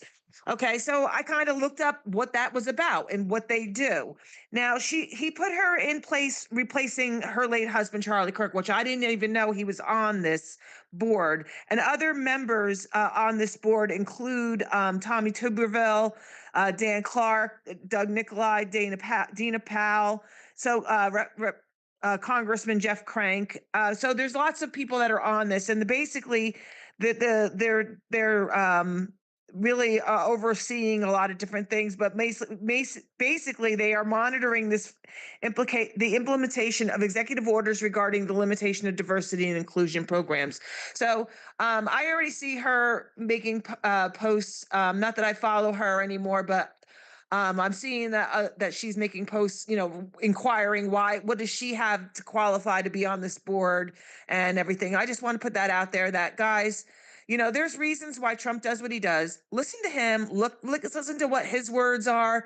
I am not going to weigh on it either way, whether you think she's a bad person or not.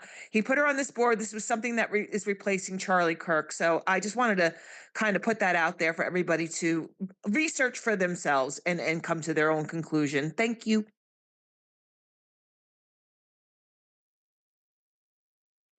Truth, I know you've been quiet, working behind the scenes.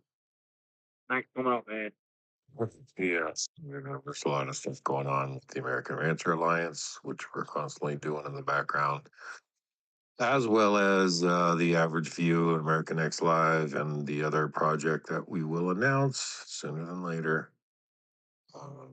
But just wait if you're trying to create a website on GoDaddy or some other big conglomerate like that. Hold your horses. We'll have an alternative sooner than later. Anyway, like I always say, micro and the macro, big picture, little picture, all this stuff that we talk about constantly every day that bugs the crap out of us or that we get disappointed by.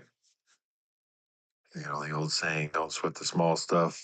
Remember, everything is small stuff. And the end of the story is God wins. That's kind of the only thing that really matters. So try to do your best to walk a righteous path and put God